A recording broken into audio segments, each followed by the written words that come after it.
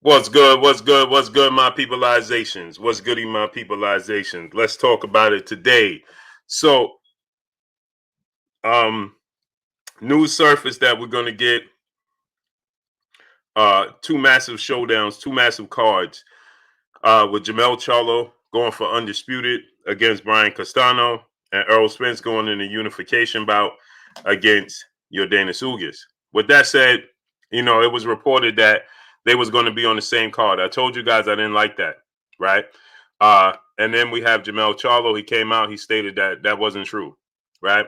But I told you guys from the jump, I didn't like that idea anyway. You know, I much rather them headline their own card. This is separate cards. These are two separate cards. These are two massive showdowns, right? And they should be separate.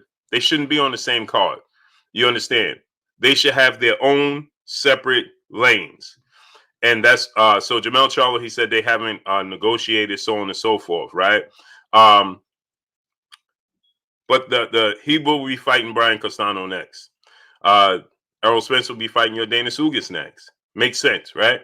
Jermell Charlo, he went on to say, he doesn't care about anybody's pound for pound list either. King Jr., Will Smith, OG Sean the Don, Justin R., Tone Brown, Viva Tu Vida, Mr. J Dub, 20 Texas, L Won't Fail, Benjamin Harrington, Anthony Maynard, Kareem Ebanks, Best Pugilist, D. Griggs, Jason Briggs, Geo James Khalil 98, Check Hook, Jay Grant, Anthony Maynard, Justin R., Anthony Patrick, Q, William Taggart, Kevin Munnins, Bike Speed Beat Speedster, Chris Garcia, Mike G, Sean Gibson, Jose Juarez, Lechi Puma Skills. Man, I'm hot. Stan Swoosh, Live Life Real, Dane Watson, Adrian Vett, Gregory X, Kashif Dixon, Matter Stark of Winterfell, Miguel Hernandez, Winston Lee, Sherman Callahan, David the Real Thomas, Jerome Ryan, TZ Frank, Mundox, Burgess Meredith, Chappelle Show 56, Jose Diaz, Chris Rob Media TV, Amir Rogers, Two Roll Sosa, Sean Gibson, Mike G. Who else we got? Salute to all my peopleizations. Appreciate y'all coming through. My peopleizations in the building. Gregory X, Jelani Everin, Ross Crans, Victor Mack, Cleasy Uptown, Travis Harp, D-Town 54, Bossman KD, Mark Seaberry, Millie B, Rocco 3, Underground Asylum. What's going on with y'all, man? Travis Harp, what's going on? Smash the like button, my peoples. Let's get the likes up. Let's work.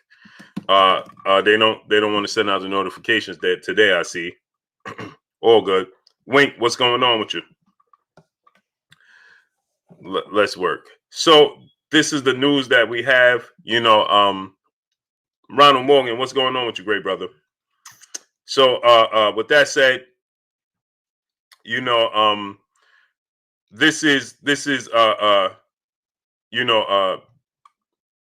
great news for the fans in the sport of boxing. This is great news for the fans in the sport of boxing. My brother Box Conversation Reggie Owens in the building. Go subscribe to my brother Box Conversation Reggie Owens. Reggie dropped that link. Tia Elliott, PGH Big Dog, Desmond Johnson, Devin Blocker, Rashad Morton, Christopher Johnson. What's going on with you? Yes, sir. Smash the like button. Wipe your feet before you come inside. Ring my doorbell before you walk in my house. DP Rocker, what's going on with you, great brother?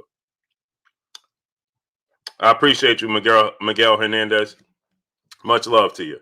So, yeah, Anthony Bolden, Chaz 313, what's going on with you? Yeah, so with that said, the thing is, right, is that Jay Hutch, Georgia Peach, Denise, Pizza Blessings, Queen, Alex Gonzalez, what's going on with you? Wavy Boy Skooky, what's going on? He said, Blue Blood, what you got to say to all the Spence? I have nothing to say to them. Sad One, Scott Thomas, Keith White, Julius Fletcher, Osar the God, Stay True Henry, Alex Gonzalez, Jay Walk, Roy H. Yeah, PGH Big Dog is not a doubleheader. Separate cards. Sean Smith, Rashawn James, what's going on? Herbert Freeman, what's going on? It's separate cards. They're headlining their own massive cards. I said that when people started to say that it's a double header, it should be, something similar to when Jermell and Jamal fought on the same card. I'm not a fan of that. Victor Martin, what's going on? I'm not a fan of that. I think that they should have their own separate cards. They're main event fighters. Martin Tizzy, Jaquan Pickett, what's going on with you? They're their own separate entities. LeRon Reviews, my brother Ron, what's going on with you, Ron? Cali Enigma, my brother Cali, what's going on with you, Cali? Go subscribe to my brother Cali Enigma, man. Ron, what's going on with you, Ron? Go subscribe to my brother LeRon Reviews. Big Texas Clayton Smith, what's going on with you? Paul Ruffin, what's going on? So I'm not a fan of that. I think that they should have their own cards, right?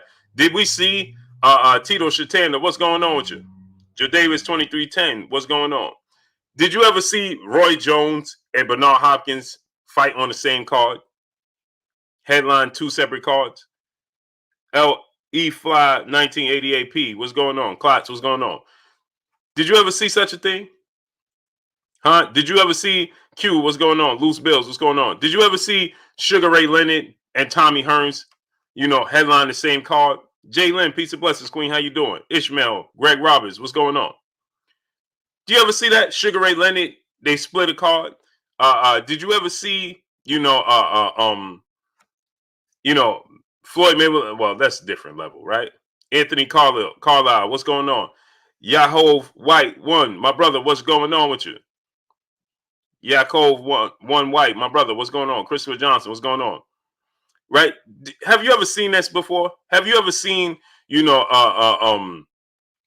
Harper, what's going on? Have you ever seen, Miguel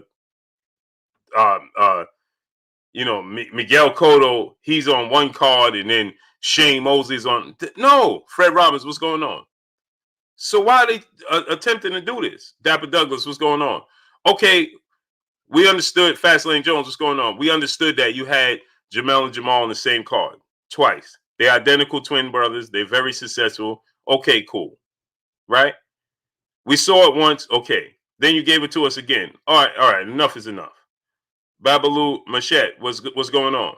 Dahlia Antoinette, peace and blessings, Queen. How you doing today? My brother Bish, B Megastar in the building. What's good with you, Bish?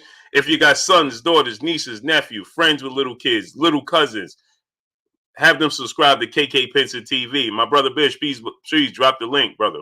Lionel S, what's going on? December Winter, what's going on? Have you ever seen such a thing? No, you've never seen that, right? So why are we going to continue this trend? Metal Hendrick, what's going on? Elliot Fernandez, what's going on? It doesn't work.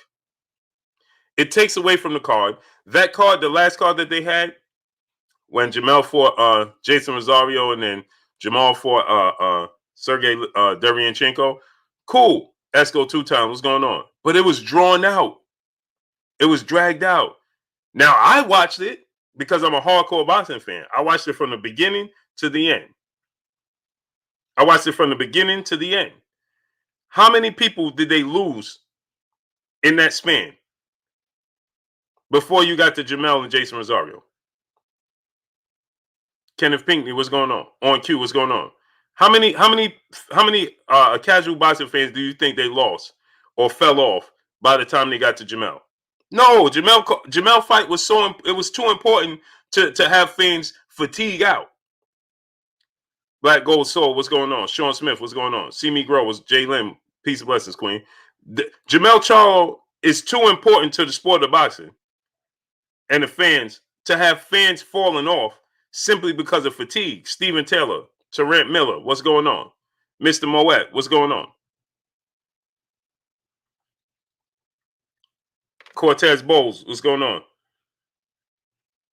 He said, I like the doubleheader, something new and different. Yeah, but you can't continue on that path. That's once in a while you could get away with that.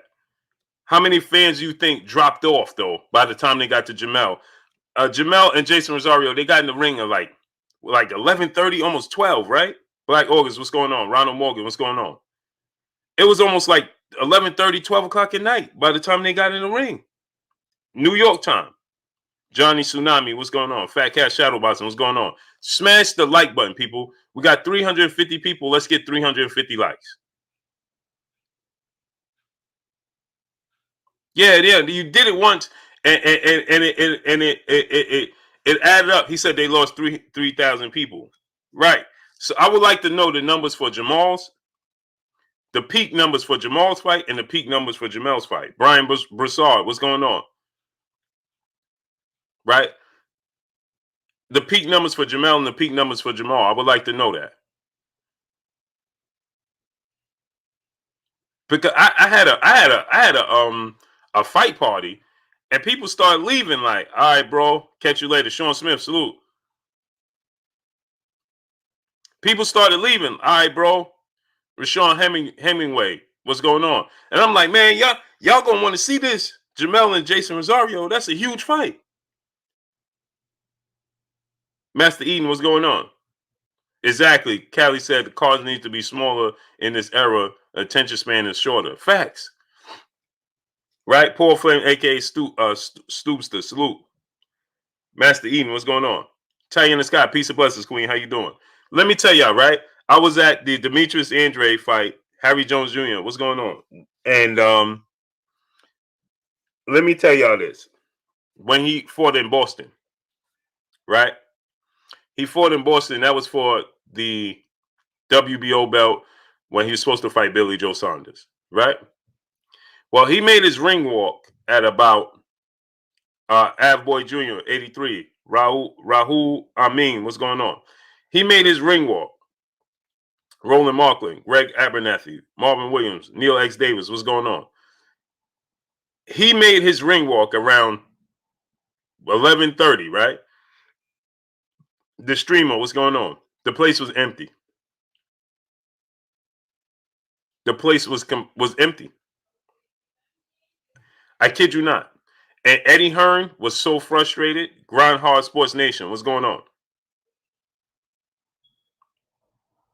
Boston Trav, Kenny, Big Snack Pack, what's going on? Eddie Hearn and the guy, what's his name from the Zone? Forgot the dude name from the Zone. Oh man, it's slipping my mind. It'll come back to me. But the dude from the Zone and Eddie Hearn was so they were so tired. They was annoyed, man. They was ready to go home. He said, "You got to invite Casual over later." I don't even know who Casual is. Right? They were so annoyed and so frustrated. Rico Breland, Dion Gale, what's going on? J Rock, Georgia, what's going on? He said it's 2 events, not 1. What are you talking about? BMC 227, what's going on? Raymond Mack, what's going on? Terrell Grace 04, what's going on? He says 2 events, not 1. What are we talking about here?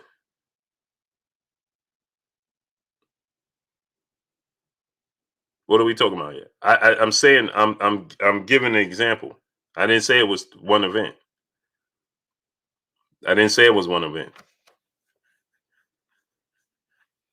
So Thabo Selamine, what's going on? Yeah, smash the like button, man. We got 420 people. Let's get 420 likes. Smash the like button. KB, what's going on? Chase the coin, what's going on?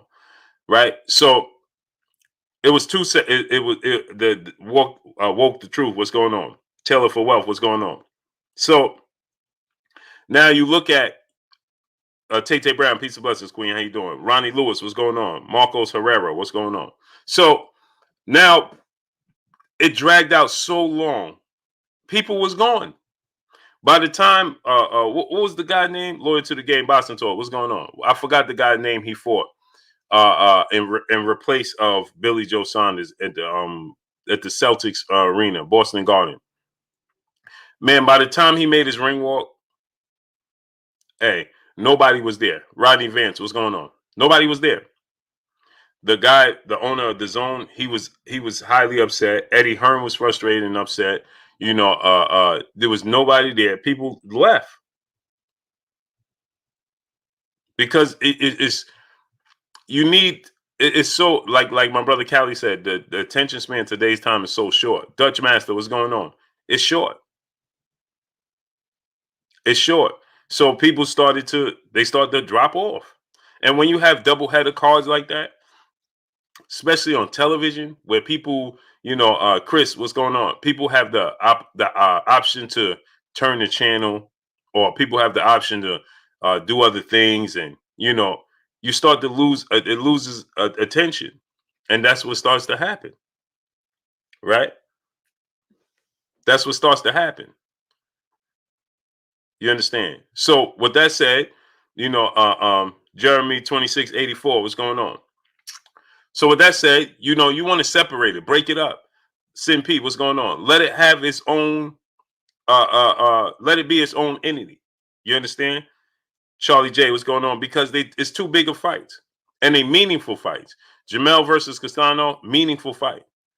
Jermell versus Errol Spence versus Yordanis Ugas, meaningful fight. Meaningful fight.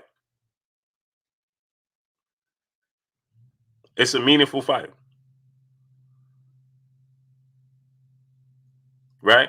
And so you want to let them have their own moments, their own spotlight. Nuke Juice, what's going on? It's one thing to have. It's one thing if you have Charlie J. What's going on? It's one thing if you have somewhat a competitive undercard, right? A competitive undercard, where you have good competitive fights on the undercard, guys that people recognize, names that they recognize, fighters that they recognize. That's cool. That's cool. That's a whole different story, right? Jay Ketchup, what's going on? Paul Brown, what's going on? Dwayne Jones, what's going on? Salute to Atlanta, right? That's one thing, right? But when you, my Cash App is Blue Blood Sports TV, all one word, right? So when you have that's cool. You understand? But when you start to have, too many big fights on the same card, Marvin Rollins Jr., what's going on? It loses its luster. It waters it down. Roy Babin on May 4th, what's going on? We don't want it. We don't need it to be watered down. It starts to water it down. We don't want that.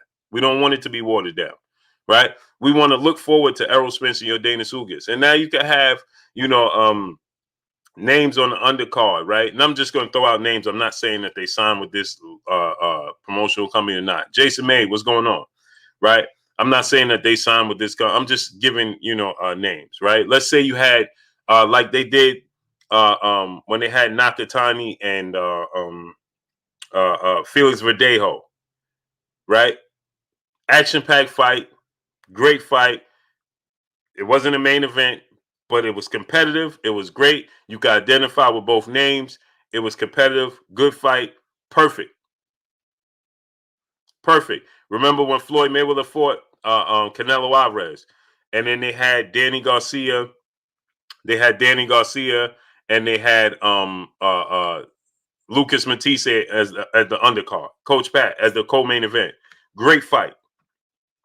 Great co-main event, right? At the time, Brown Squad Inc. was going on. Great fight. Salute to my brother Jeffrey Brooks in the super chat, dropping that half a dub on your boy Blue in the super chat. I want to know why these Spence fans is trying to push Enos off on Bud. Don't they know that Enos is Spence side of the street, and Enos most likely to be his mandatory? Well, the reason that this is J Reed 504. What's going on? Let me explain it to you why. Fly High 89. What's going on? Because I see a lot of people saying that, oh, now Chunky T, what's going on? Everybody's trying to push Jaron Ennis onto Terrence Crawford and not Errol Spence. Well, let me explain to you why. Why this came about, Jeffrey Brooks. Is because Terrence Crawford doesn't have an opponent. He don't have an opponent. Right? Who's his opponent? The options are so up in the air. Errol Spence is going to fight Ugas. We know this. For a unification bout. You understand? It's a unification bout. So he's going to fight Ugas in a unification bout. Right now, it's like Terrence Crawford going to fight Manny Pacquiao. Then it's like, oh, Terrence Crawford going to fight this guy, or then Terrence Crawford going to fight this guy, or is he going to fight Sean Porter? Is he going to fight Manny Pacquiao? Is he going to fight this guy? James Diamonds, what's going on? So it's Johnny Q. So it's all over the place. Drino Brown, what's going on? Right? His immediate future is all over the place. So the fans are starting to say, okay, well, then fight Jaron Ennis. And on top of it, remember, he already came out and said he's done with Errol Spence. He's done with Errol Spence. That fight is behind him. He's not looking. It's not going to happen. So on and so forth. Okay, so now people are saying, okay, well, here goes another opponent for you. Because LV Live, what's going on, LV?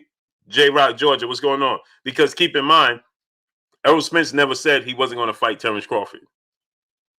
He keeps it, the door open. Deal with it, TV, my brother. What's going on? He keeps the door open. He says, "Oh, I believe it's going to happen." So on and so forth. Terrence Crawford is closing the door. So the fact that he's closing the door is people. Nick McCool, what's going on? People wouldn't if he left the door cracked to say, "Oh, it's a possibility he's going to fight Errol Spence." Then people would be like, "Okay."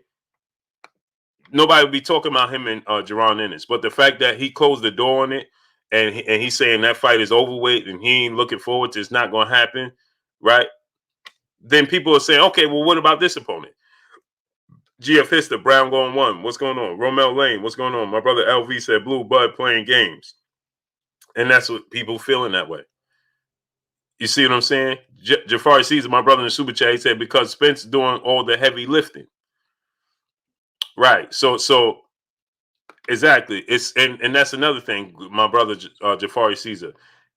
As he said, Errol Spence is fighting more notable names. So Terrence Crawford, people are looking and they saying, well, we don't know who's this. Who is Igis Kavalauskas? Now, he turned out to be just what Terrence Crawford said, a tough fight. But people are looking like, who's Igis Kavalauskas? Right?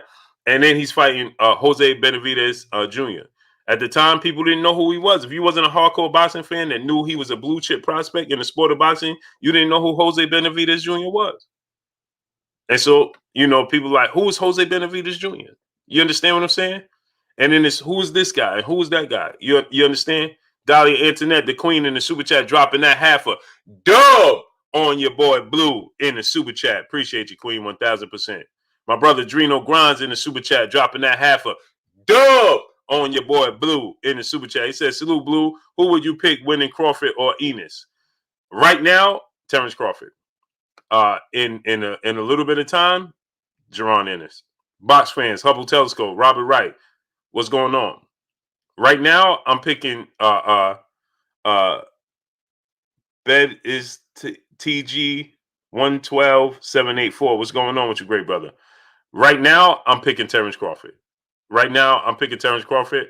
I'm picking Errol Spence. In the future, give him time. He's on the same level physically as they are. New Juice, my brother in the super chat, dropping that half a dub on your boy Blue in the super chat. He said, Jaron Ennis is your fighter's favorite fighter and the future pound for pound king. That's a fact. That's a fact. This dude is different, man. He's different. SG, my brother in the super chat, salute, Blue. The reality is Spence versus Ugas is not a fight casual fans will pay for. They need to stack the card to make it a pay-per-view event for both fights. SG, no, that's wrong. People know who your Danis Ugas is. King Jr., what's going on? King Senior, excuse me. People know who your Danis Ugas is. And the fight is going to take place in Texas. The fact that the fight going to take place in Texas and people know who he is, people are going to pay for it. And it's a unification bout is going to get a lot of traction and people are going to pay for it. Right? But I do. It's not the biggest fight, SG. It's not the biggest fight, but it's a huge fight. It's big enough that it needs to be by itself. And people will pay for it. And the implications on it is huge. And remember, now Terrence Crawford and Errol Spence going to get even more exposure and more attention because of each other. So people, what happened with the Floyd Mayweather Manny Pacquiao fight? And again, before people come in here and say, "Oh, you compare Errol Spence and Terrence Crawford to Floyd Mayweather and Manny Pacquiao," listen, Floyd Mayweather and Manny Pacquiao had to make a name for themselves somehow, some way. They had to build up to who Floyd Mayweather and Manny Pacquiao was. So I'm talking about the build-up. Remember, when Manny Pacquiao and Floyd Mayweather, that 5 years, people tuned in to watch them fight other people just to see what they said about each other post-fight. My brother Kenny in the super chat. After hearing Ryan's excuse to duck Devin over his resume, like all he fought was Hall of Fame resumes, I no longer wanted to see Devin and Shakur. They're getting screwed. This is a fact. This is a fact. I'm going to tell you this, right? Because you know, because this is my job, and because you know, it's my responsibility to stay down the middle as much as possible. I'm a fan of the sport of boxing. Fatty 1003, what's going on? I'm a fan of the sport of boxing, but listening to those comments coming from Ryan Garcia and people backing it. See, this is the problem, right? Easy Mike, what's going on? Nobody challenged Ryan Garcia when he said it. Media needs to say, well, Ryan, who did you fight? Who did he fight? He fought Luke Campbell. So for the fact that he has a huge social media following is being mistaken or tied in with his accomplishments in the sport of boxing. He hasn't accomplished anything, and he's not that big of a draw. He did $350,000 at his live gate for his fight. That's not big. Tank Davis, Canelo Alvarez, Errol Spence, they did millions upon millions of dollars live gate in a pandemic with social distancing.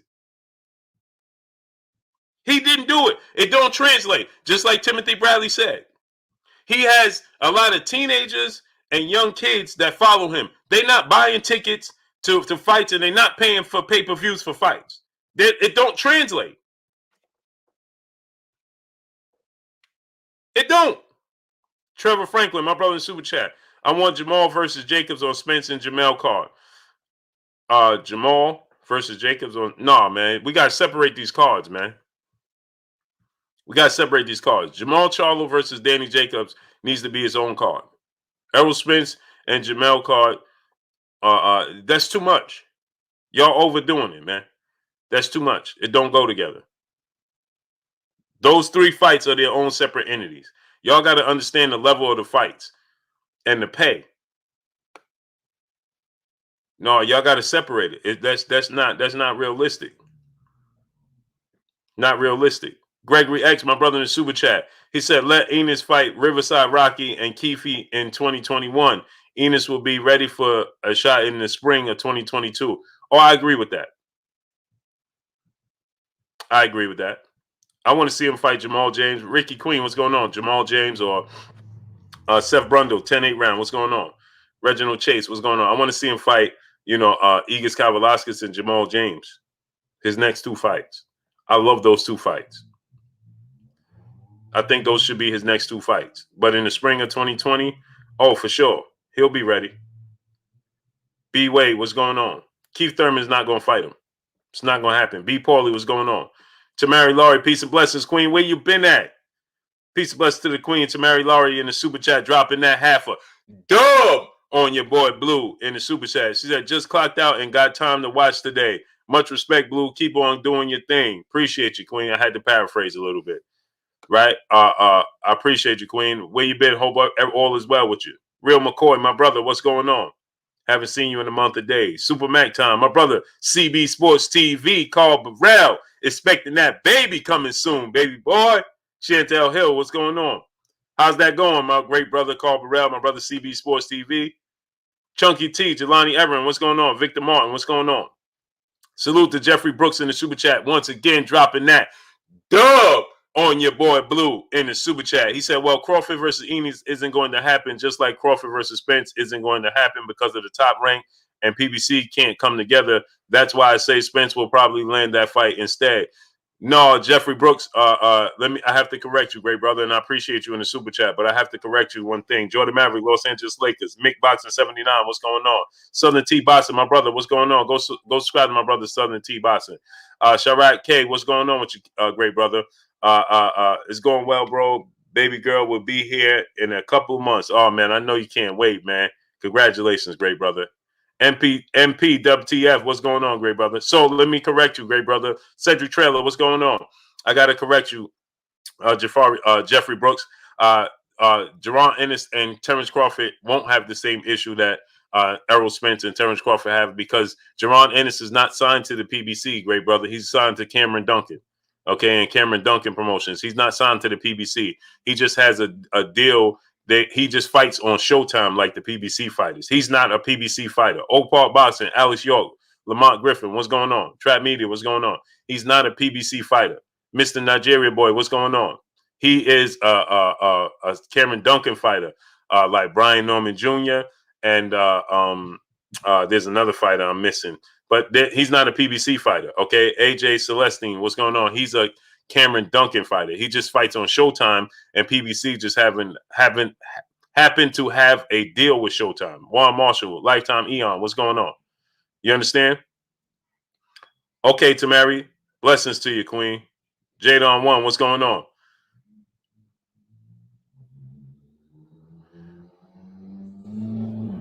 Okay, blessings to you, Queen. I am Lori, baby. Peace and blessings to you, Queen. How you doing today? Enos is ready for any of the top guys right now. Physically, he is. Experience and mentally, he's not. Physically, yeah, he has the talent to compete with them. Mentally and experience, no, not yet. FSUOCK WG3, my brother, what's going on? You understand? I like Brandon Lee. I think that Jaron Ennis would beat Brandon Lee, but they're best friends. I don't know if we'll ever see them fight unless they're absolutely forced to fight. Smash the like button, man, because they're playing with the Speak Your Mind Sports Talk. What's going on? He said, Speak Your Mind Sports Talk said, what? Alex Wright, what's going on? Smash the like button, man. We just had 600 people and then it dropped to 520. Do me a favor, smash the like button. Rico Breland, what's going on? Alexander Wright, what's going on? Valiant Prize Fight. Mamadou Mustafa Ba, what's going on with you? Smash the like button, man. Let's get the likes to 600. We had 600 people, and all of a sudden it just dropped from 610 people down to 520. So smash the like button, man. Let's get the likes all the way up. Uncle Mir, B Wade, what's going on with you, great brother? Bezapage. I hope I said your name right. B-Zip G. Hope I said your name right, great brother. In the super chat, what's up, Blue? I don't think Boo's ready yet. He take while to open up. Yeah, he's not ready, right? Nazaro Watkins, what's going on? Fred Hampton, Victor Martin, what's going on with you? Rainy Lopez, what's going on? Vex, what's going on? Smash the like button. Deontay Mosley, Jose Juarez, what's going on with you, great brothers? Smash the like button. We got sick Gold Rush, what's going on? Get the likes all the way up, my peoples. Let's work. Let's get the likes all the way up. So, with that said, right, the fans corner, what's going on? Yeah, my Cash App is Blue Blood Sports TV, all one word. So, yeah, like the great brother just said, I just moved it. He said, "What's up, Blue? I don't think Boots ready yet. He take a while to open up his shot. Yeah, he M Dub, what's going on? Kick Science Socially, what's going on? He does open up very wide. Vince Williams, Richie Denby, my brother Keeper, what's going on? What the mistakes he make, right? Nubian Alien, what's going on? The mistakes he make, Terrence Crawford, Errol Spence, would capitalize on them. AOBZ, what's going on? Right? Physically, can he compete with them? Absolutely. Does he have the talent to compete with them? Absolutely. Robert Williams, what's going on? BFM Cuddy, what's going on? Right? Can he physically keep up with them? Absolutely. Can he does he have the speed, the size, the footwork? And absolutely. Absolutely. But the little mistakes I saw him make against Sergey Lipinets, they were minor. But on a big scale, Vince Williams, what's going on, great brother? Chase the coin, what's going on?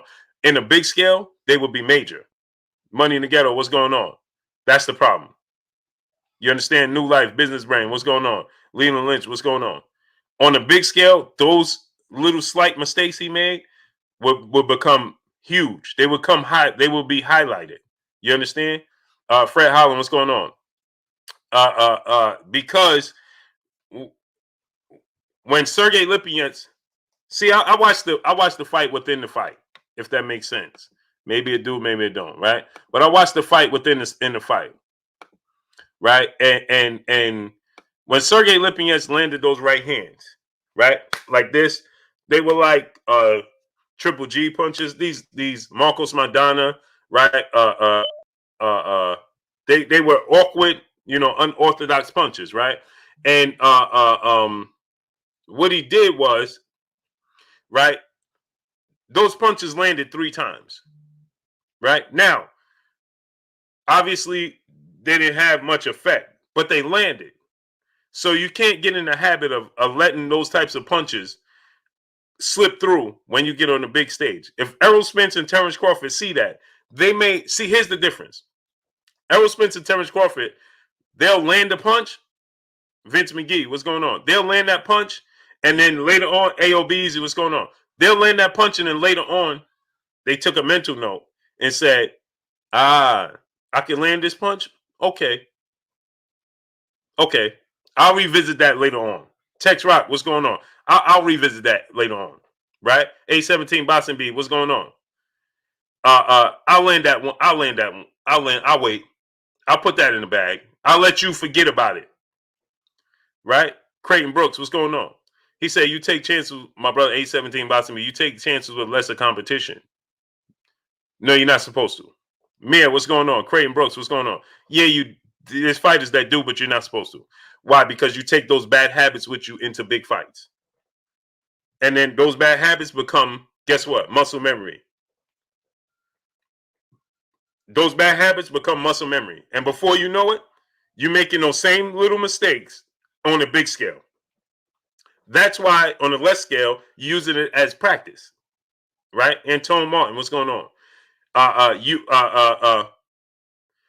Exactly. Jay Lynn said, and their punches will have more power. Exactly.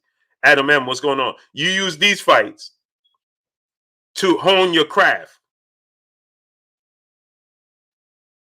You understand? You use these fights to hone your craft. Let me give y'all an example. I'm gonna give y'all an example right now. Perfect example. Exhibit A, Terrence Crawford. Exhibit A, Terrence Crawford. What are you talking about, Blue?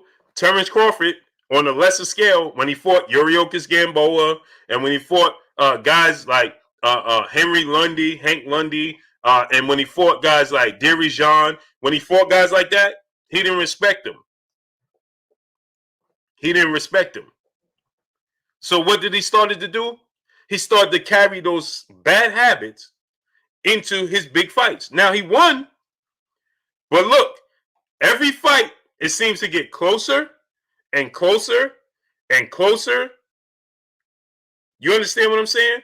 For example, when he fought Igor Kavalaskis, did you hear what Andre Ward was saying? I don't like this, Jim. I don't like the not Jim. I'm so used to saying Jim Lampy. I don't like this, Max. I don't like what I'm seeing. He's getting hit way too much. He said, why? Because he carried those bad habits into the fight. And so then what did he do against Kelbrook? He took those same bad habits and was getting hit with the jab and getting hit with the jab and getting hit with the jab. Why? Because if you practice bad habits, it becomes muscle memory, just like good habits. And before you know it, you'll start making slight mistakes in the big fights, just like you do in the smaller fights. And that's what you cannot happen. You can't allow that. Kyle Reed, my brother in Super Chat, dropping that half a dub on your boy Blue in the Super Chat. He says, salute from Philly, good brother Blue. First and foremost, keep hitting upside the head with the straight facts. The fight I need to see is Stevenson versus Colbert. What you think? Ooh-wee! Ooh-wee! Great brother. I love that fight. And to tell you the truth, Kyle Reed, initially I would have immediately said Shakur Stevenson. But I don't think that we're giving Christopher Colbert enough credit. Chris Colbert has a lot of skills and he has a lot of power and he adapts to his fights. Now, again, like I was just saying, he has a lot of bad habits that he exhibits in the ring as well. That's something Shakur Stevenson don't do. So I would favor Shakur Stevenson because he's not going to make little mistakes. He's not going to show you those little bad habits. He's going to stick to the script. Chris Colbert, he gets too comfortable. He starts to make little mistakes in the ring. He have lapses in the ring that I think Shakur Stevenson would capitalize on. But I wouldn't be surprised if Chris Colbert beat Shakur Stevenson. But I would favor Shakur Stevenson. You know, I wouldn't be surprised either which way. I don't think that Christopher Colbert gets enough credit. Even from myself, I'm guilty of that. I don't give him enough recognition. And one of the reasons why, Shaqy Foster, right? He gets overlooked. O'Shaquie Foster is another guy that gets overlooked. O'Shaquie Foster has a lot of skills because the fact that what happened with O'Shaquie Foster, unfortunately, he took some early losses in his career, and now he just don't get the recognition. But O'Shaquie Foster is just as skilled as everybody else. The difference is he learned on the job, and they didn't, right? So what I mean by that is their amateur background is more extensive than his. right? And so in the professional rankings, I feel like he just took some unfortunate losses that I believe that he has rectified. If he fought those same guys he lost to, he would rectify those. And I want to see Chris Colbert versus O'Shaquie Forster. That would tell me a lot more, about Chris Colbert, right? When I thought that he was going to lose to my brother Titus Williams, right? And he impressed me against Titus Williams, right? That was the old New York showdown. I thought it happened far too early, but it happened.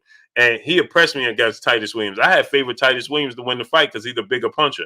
And Chris Colbert showed me a whole different side of him. And in this last fight he had, he upped it a level. Every fight he's getting much better. And I think that we overlooking that, man. That dude is a problem, man. Ryan Taylor, my brother in the super chat, dropping that dub on your boy Blue in the super chat, dropping that dub to show my continued support to the king of this here LDBC. Salute to you in the chat. Get the likes up. Salute to you, my brother Ryan Taylor. I appreciate you 1,000%, great brother. My peoples, smash the like button. We got 630 people. Let's get 630 likes. Bezzy PG, BZ. Okay, is it BZG? Okay, so I'm saying it's BZG, right? My brother BZG in the super chat dropping that half a dub on your boy Blue in the super chat. He said it's BZ Blue, but I feel the same way. He's talented, but he has to tighten up for the top dog. That's fact. He just have to tighten up a little bit, right? And it's going to come with Beasley. It's going to come with experience. That's why I said he's not ready for Terrence Crawford, Errol Spence. Physically, his physical attributes, his speed, his power, his size, his boxing ability, his fast feet, all of that. Oh yeah, he can keep up with them. But in the end, I think that their experience is going to give them just enough to pull away, right? Where once he crafts it and molds his craft and hones it and understands what he can and can't do on a high. Did you see how when Sergey Lipinets caught him, how surprised he was? Because he didn't expect that. And that's because it was a step up opponent. Because Sergey Lipinets is going to throw punches, muscle memory. He threw punches with muscle memory. So he didn't expect him to throw those punches. When you get to that level and you fighting at a high level, even the Sergey Lipinets, those guys are very, very good. And they're going to throw punches with muscle memory because that's what they're used to. And they're not just going to go away. And they're not just going to be flustered. Even though in the first round, I thought Sergey Lipinets was like, what did I just get myself into? But you see, he still was able to manage for another 5 rounds. Where the other opponents, Boots Ennis fought, would have folded and packed it in right after the first round. Kenny, my brother in Super Chat, Ennis has all the tools, but he's just simply too green for Bud and Errol. Better to take his time. He'll be the man at 147 for years to come. I don't know how many years he'll be there at 147 because he's big. But I do believe that he definitely will be the man at 147. Oh, for sure. Man, that dude talent is different, bro. His talent is different. I'm telling y'all. Jeffrey Brooks, my brother in the Super Chat, dropping that half a dub on your boy Blue in the super chat. So I think that's just one of Bud's weaknesses. That's taking too many hits because Bud is more of an offensive fighter. In a major fight, that will possibly cost him. That's what I'm trying to say, Jeffrey Brooks. If you look at his fight, right? Look at Terrence Crawford's fight with Victor Postol, right? He didn't take those chances, right? He just outboxed. He let it come to him, and he look how he dominated Victor Postol. You see how he dominated Victor Postol? Just his boxing ability. Unbiased Boxing Talk. Stan Swartz, what's going on? My brother Money Brown TV in the building. Go subscribe to my brother Money Brown TV. You see how he dominated Victor Postol? Just boxing and let it come. He let the knockdowns come to him. He let the fight come to him. Talib Cunningham, what's going on? In other fights, he's starting to say, oh, man, I'm superior than this guy. Oh, man, I'm superior than this guy. And he's not letting the fight come to him. And those little bad habits and those little mistakes he's making against these lesser opponents is starting to slowly but surely, they're creeping up. They're getting closer and closer. You understand what I'm saying? Johnny Law, what's going on? Adam M, what's going on? My brother said he took those punches well. Right, but the point is not to take the punches at all because he won't take them well when it's a different opponent. Eric, hey, my brother, you understand what I'm saying? Salute to Kerry Williams, my brother in the super chat, dropping that half a dub on your boy Blue in the super chat. Much love to you, great brother. I appreciate you. My brother Kerry Williams back in the super chat, dropping a dub on your boy Blue in the super chat. Much love to you, great brother. Appreciate you. Anthony Nelson, Mark Cuban, Big Worm, what's going on? Right? So that's the thing, right? Terrence Crawford, you understand, he gets too comfortable making these mistakes. Blue screen, Francione Arcelius, what's going on? He got too comfortable making these mistakes. He can't do that. He can't do that. You understand? The way he fought Victor Postile is the way he's going to have to fight Sean Porter, and that's the way he's going to have to fight Errol Spence. If he fights Errol Spence and Sean Porter in a different manner than the manner he fought Victor Postile, he's going to lose. Jace what's going on? Jace said, nah, bro, I disagree. Fighters going to fight certain ways against certain people. I don't know what you missed, great brother. Let me help you. Let me enlighten you. I'm saying, listen to what I'm saying. You look at you practice those bad habits, you're going to carry those bad habits, whether they're far few in between or closer. You're going to carry them, and you're going to make those mistakes in a big fight at some point in time because it becomes muscle memory. Johnny Law, Raw Dog, what's going on? Jay Vinci, what's going on? When you start to practice these bad habits, right, in lesser fights, you're going to carry some of those bad habits no matter how much you want to stay disciplined in the big fights. You're going to start to carry some of those bad habits into the big fights, and it could cost you. It only take one split second, one bad habit. JT 1305, what's going on? Chris Dodgers, what's going on? All you have to look at is Tony Harrison. Tony Harrison let you know he has these little lapses in his fights. Melon Ryan, what's going on? Tony Harrison had these little lapses in his fights, and they cost him. All his fights, all his losses. Show me a fight that you saw Tony Harrison losing from beginning to end. Loving Down Gaither, what's going on? DP Rocco, K Keon X, Farrell, what's going on? Show me these Jay Smith, GT Extra, what's going on? Show me a fight that you saw Tony Harrison losing from the beginning of the fight. Unbiased boxing talk, what's going on? Tony Harrison was essentially winning all his fights, arguably except for the Jermell Charlo fight, the first one. Because even in the second one, he was outboxing Jermell Charlo and then got caught. A bad habit, made a mistake, got caught and got dropped early in the fight. Mr. J Duke 40, what's going on? Look at the Jermell Charlo fight. Outboxing Jermell Charlo in the second fight, got caught, got dropped, and got dropped again, and then he's up. It's an uphill battle because he made little mistakes. Clearly the better pure boxer, but he makes these little mistakes. Robert Brown 6218, what's going on? Brandon Damerson, what's going on? Those little mistakes that Jermell Charlo is not going to make. That's the difference between Tony Harrison and Jermell Charlo. Those little mistakes, Jermell Charlo don't carry those bad habits into none of his fights. It don't matter what level of opponent you are. Jermell Charlo don't carry bad habits into any of his fights. That's why he's so difficult to beat. You're going to get the same version of Jermell Charlo that you got against Jason Rosario, that you got against Tony Harrison. This is the difference. Let me explain to you. DT Taylor, what's going on? Let me explain to you, right?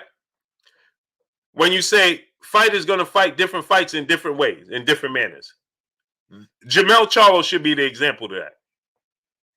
Why? Because if Jermell Charlo need to box you, he'll just box you. If Jermell Charlo, he feel like, oh, I can bang with this dude, he going to bang with you. But what he ain't going to do is make no bad mistakes. OG Eric in St. Louis, what's going on? You're going to have to take it, and you're going to have to prove to Jermell Charlo that you're the better fighter. And you're going to have to do it for 12 rounds because his chin is made of stone. Ken Broadwater, Warren Jr. Boxer, what's going on? OG Eric in St. Louis, what's going on? Jermell Charlo chin is made of stone. And he's disciplined. So you're going to have to do it for 12 rounds. But in the same token, you can't make no mistakes because he's going to capitalize on yours. And that's the difference. You see, he stayed to his game plan against Jason Rosario. Stayed to the game plan, got him up out of there. He don't force the knockouts. He lets it come. He just outboxes you. My brother Easy Mike, my brother in the Super Chat, dropping that half a dub on your boy Blue in the Super Chat. Love what you do, Blue. Best in the game. I appreciate you, great brother. That's much love to my brother Easy Mike. Much love to you, great brother. Man, your profile pic in the gym, that's where I need to be. Unbiased Boxing Talk, my brother, what's going on? Right, JT 1305, his discipline. He's Una Sid, what's going on? Jermell Charlo stays disciplined from round 1 to round 12. And how do you know? And this is how you know. Do you need to see Robert Ford? What's going on? Do anybody need to see Jermell Charlo in sparring? Nope. Because you know why? You know what he's getting in sparring. You know what he's doing in sparring. Valdo Newton, what's going on? You know what Jermell Charlo is going to do in sparring. Jose Juarez, what's going on with you? You know what he's going to do in sparring. If you watch, I ain't never seen Jermell Charlo spar or train. But I already know, Albert Doherty, what's going on? It's going to look a lot like when he fight. Unscripted Virtuoso, what's going on? Seymour Green, what's going on? Dawsky Law, what's going on? My brother Francion Arcelius, he said, Blue, I think Jermell got hurt against Rosario. Even if he did, he ain't show it. Great poker face. BG, what's going on? Edward Torres, what's going on? Great poker face. He's a student of the game. Jermell Charlo, he told you, Erickson Lubin ain't ready. He gonna make a mistake. Did he not tell us that? And me, I was one of the people, man, I think Lubin is ready for Jermell Charlo. I learned my lesson. I think Lubin is ready for Jermell. I think he's ready. And Jermell kept saying, he gonna make a mistake. He not ready. He gonna make a mistake. He not ready. He gonna make a mistake. G Harper, my brother in the Super Chat, appreciate you, great brother. Much love to you. 817 Boxing B said, Boozy will coach Boots to a win while Bomac won't have the answer. Bud ain't got enough for Boots right now. Great brother, you not giving. Now listen, here's the thing, right? I told you guys know, I'm not in favor of Terrence Crawford's decisions outside of the ring as far as it goes to his approach to making these big fights, business-wise. Renee Bosch Young, my brother Renee Bosch Young. Go subscribe to my brother Renee Bosch Young. Hey, Bish, keep putting, if you still here, my brother Bish be Megastar, keep putting that link in the chat. We got to keep it churning so the channel could grow. Kevin Faulkner, Alfred Petaway, what's going on? Jamal Henderson, what's going on? Renee, drop the link so people can subscribe to your channel. So I'm not in favor of the moves and how he moves outside the ring. But what we're not going to do is discredit Brian Bomac McIntyre. That dude can train boxing, bro. We're not going to do that. David Burgess, what's going on? And I love Boozy. And I love what he brings in his approach. We seen Bomac do it with different fighters, bro. Ronaldo Castillo, what's going on? We seen Robert Justice, Marmar, what's going on? We seen Bomac do it with different boxers. Lester Duvall, what's going on? Adam M, what's going on? I don't watch Bomac make Jamel Herring. Did y'all see Jamel Herring versus Carl Frampton? Look at what that's strategy. That was strategy. You saw Jamel Herring versus what was dude's name that he fought before Carl Frampton? Oh, his name is slipping my mind. Jay Smith, what's going on? What's the dude's name that Jamel Herring fought before he fought Carl Frampton? But anyway, you saw the difference night and day. Ernest Skinner, what's going on? You saw that was completely two different fighters. It was two different fighters. Salute to my brother Colin Moore in my Cash App, dropping that dub on your boy Blue, man. I appreciate my brother Colin Moore in the Cash App dropping that dub on your boy Blue. He said, Blue, I'm just cutting out the middle, man. I appreciate you, great brother Colin Moore. Much love to you. My brother BZG in the super chat again. He says, sparring is training. It's where you work on your weakness, not a fight. Exactly. He said, Bomac ain't do it with Hooker. Yeah, he did. Yeah, he did. He can't, listen, Jermell Harris, what's going on? He can't force a fighter to fight the way he's fighting. Listen to his instructions. D. McGee, what's going on? Listen to his instructions with Maurice Hooker. That's completely two different things from what Hooker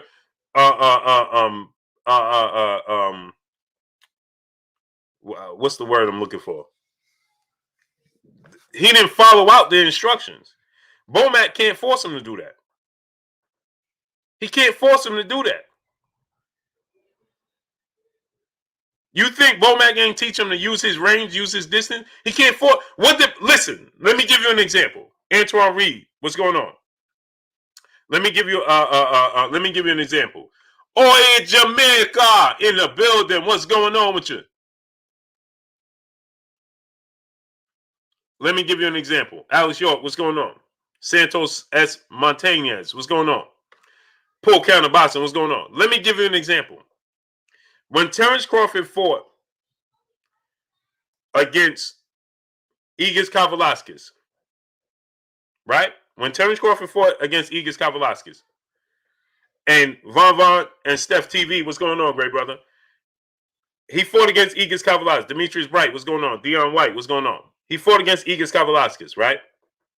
And we didn't like the fight when he fought Igis Kavalauskas and when he fought Gamboa. Like, what are you doing, right?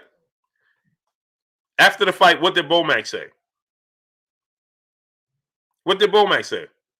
Bomac said that wasn't the game plan. He did what he wanted to do in there. He felt, and Terrence Crawford said, well, I felt like I could do this, this, and this, so I switched to the game plan up. That's what Crawford said. He said, I felt I could do this, this, and this, so I that's what I did. That's not Bomac's fault. Super Mac time, what's going on? That's not Bomac's fault. He can't, Demetrius Bright, what's going on? He can't force you to carry out the game plan. All he could do is give you the game plan and try to calm you down to follow the game plan. If you don't do it, well, that's not Bomac's fault. That's your fault. Carl Brown, my brother in the super chat, he says, salute to Blue in the chat. Let's rock out, Blue. Yes, sir. You already know, great brother. Smash that like button, people. We got 730 people. Let's get 730 likes.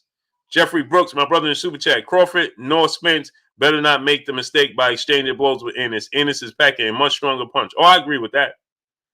It's not so much Gold Rush. What's going on? Okendo, right? Look at Jermell Herring. Thank you, Gold Rush. Jermell Herring versus Okendo, and look at Jermell Herring versus Carl Frampton. That's game plan. That wasn't Jermell Herring that just woke up and said, "Oh, I'm gonna fight Carl Frampton like this." Jeremiah Claiborne, what's going on? That wasn't Jermell Herring woke up and said, "I'm gonna fight Carl Frampton like this." No, that was game plan. That was implemented. That's Bomac.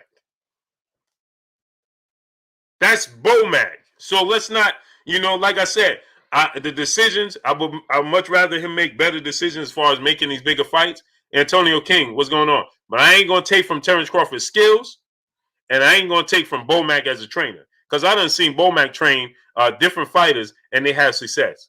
Just like he did Maurice Hooker.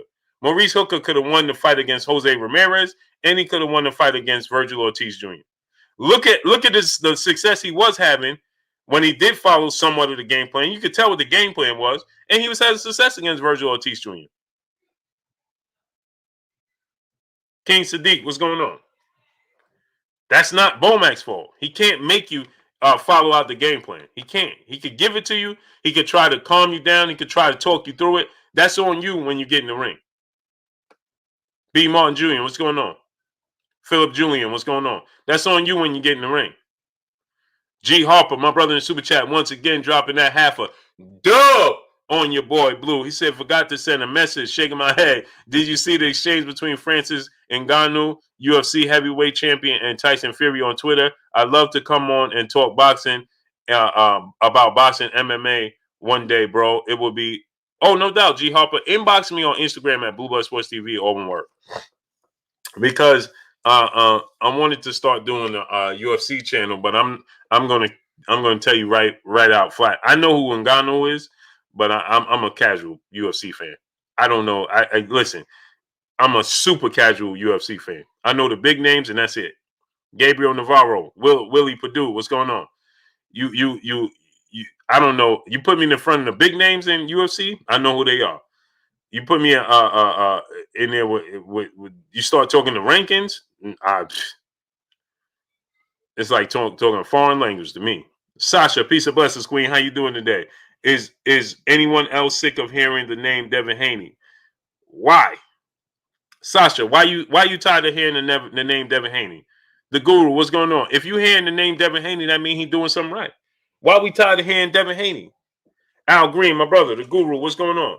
What did Devin Haney do to you, Queen? What did Devin Haney do to you, Queen? Devin Haney's that guy. See, I got my brother, my brother, Bunny BA. He said, I watch Blue Blood. That's my guy. I watch Blue Blood for all other topics except for the lightweight division. That's what Bunny BA said. King Swisher, what's going on? He said he watched me. See, y'all only think I'll be paying attention. He said I watch Blue Blood for all topics except for the lightweight division because he's pro Haney.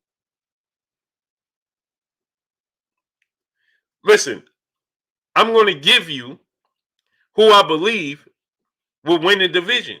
Who's the better fighter? If you ask me, Bravo J, what's going on? If you ask me who's the best of their generation or their era or their body, I'm gonna give you. You asking me a question, so I'm telling you why, and then you upset that I'm telling you why. Why? Because you want me to favor who you want me to favor. Dave Richmond, what's going on? You want me to tell you who you want me to favor. So if I tell you it's the guy that you like, then you will ride with me then.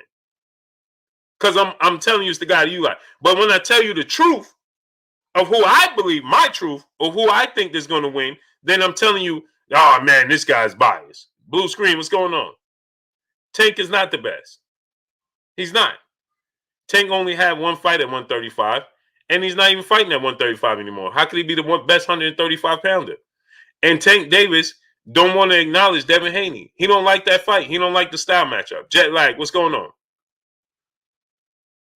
So, Capital Com, what's going on? Kevin Sanchez, what's going on? So if you say it's Tank Davis and I say it's somebody else, well, then you don't watch me talk about that division because I'm pro Haney. Huh? So if I tell you, oh, it's Tank Davis, then you be like, yeah, I rock with Blue. Why? Because I'm telling you what you want to hear? I mean, what are we talking about here? Like, and then, but y'all say Slim Jim 314, what's going on?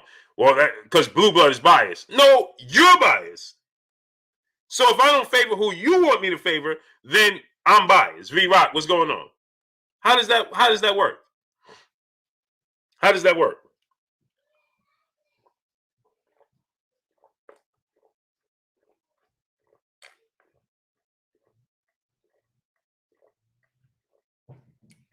How does that work? Malik Matoya, what's going on? So if I tell you, you ask me, I'm not just saying, excuse me, people. That was horrible. Jay Walk, what's going on? So if I tell you, see, here's the thing. This is why people say that. Let me tell you why. Because Wendell Thomas was going on. Because they know I'm cool with Devin Haney. I can reach out to Devin Haney, and they know I can reach out with Bill. Me and Bill is cool too. That's my guy. So because we're friends, then it's all, see, how could he be honest? I'm being honest.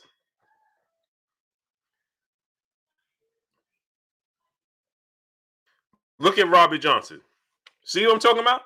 Nobody takes time. This is what's wrong with this era. Everything is instant. Nobody takes time now to actually read. Nobody takes time out to actually think. So Robert Johnson, he says, and salute to my brother Idris Mateen in the super chat. He said, I'm tired of hearing about King Garcia, Duck Garcia. Yeah. When he said that, it was completely, Idris Mateen, man, that was completely, it just bothered me. So Robert Johnson says, now listen to this. I've been here for an hour. I don't know how long he's been listening, but all he did was read the title, misread the title, didn't understand the title, and then comment and says, oh, why you spreading false rumors? Why you spreading false rumors here? Mel already said it ain't happening. He said what ain't happening? Watch this now.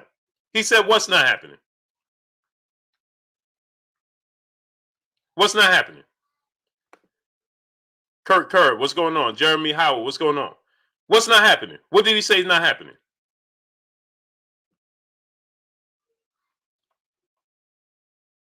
What did he say is not happening? Mr. Tally, 140, what's going on? Wayman Davis, what's going on?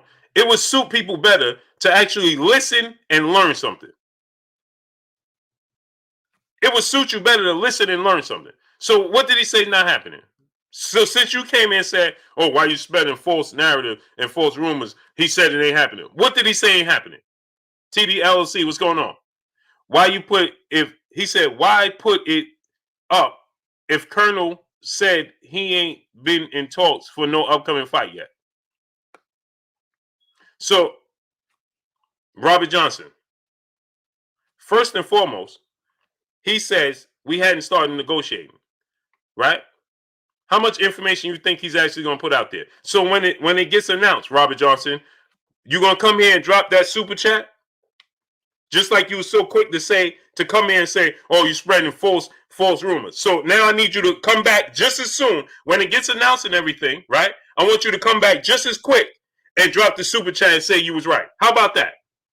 Aaron Stinson, what's going on? Since you was quick to come in and try to discredit me, I need you to come back just as quick when it gets announced and say, hey, man, how about that, Robert Johnson? Aaron Stinson, what's going on, great brother in the super chat? Looking at Haney sparring these other fighters lets me know why they running from him and they better stay away. Facts.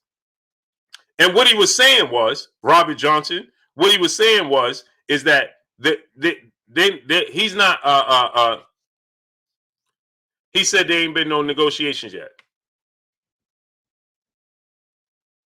He said, can't give you credit for something you wasn't on point at this time with. What are you talking about? Chauncey Moore, what's going on? What are you talking about? So I gather you think I'm making this up, right? So I said when it gets announced, come back and be that quick to give me the credit and say, oh, you was right. Don't try to, oh, but right now you ain't right. So tomorrow you can be right. No, don't try to do that. Come back and be just as quick as you was quick to try to discredit me. Come back and be that quick to come back and be like, here you go, great brother. I appreciate you. How about that? St. Louis Mick, my brother, what's going on? Big T 1414, what's going on? Yeah, Aaron Stinson. They know, and they've been in the ring with Devin Haney as well. They've been sparring with Devin Haney. They fought him in the amateurs, things of that nature. They know how difficult or out he is. And they don't want it.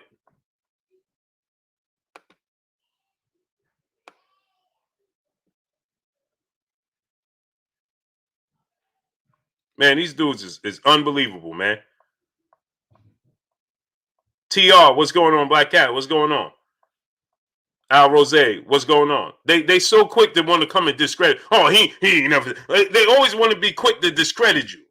Dave Richmond, what's going on? But I ain't never seen dude come here and give me credit for nothing. But they quick to come and discredit you. Zoe knows boxing, what's going on? The GOAT, what's going on with you?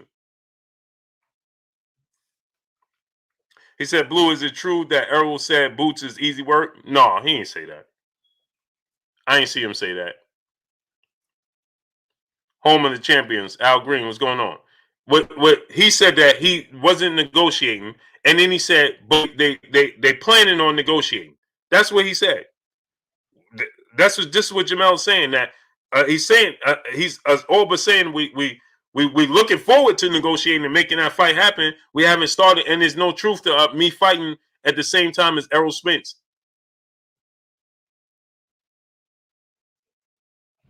That don't mean it's not the plan. But as far as Errol Spence saying Jaron Boots Ennis is easy work, I haven't seen that. I haven't seen it anywhere. BZ, my brother, in the super chat once again. I'm from Baltimore Blue, but I would honestly take Tank because I think his power separates him at 130. But you still my guy. I like Devin too. My thing is this: Big Nick 32. What's going on? Mundox. What's going on? The thing is this, BZ, is that power don't mean everything.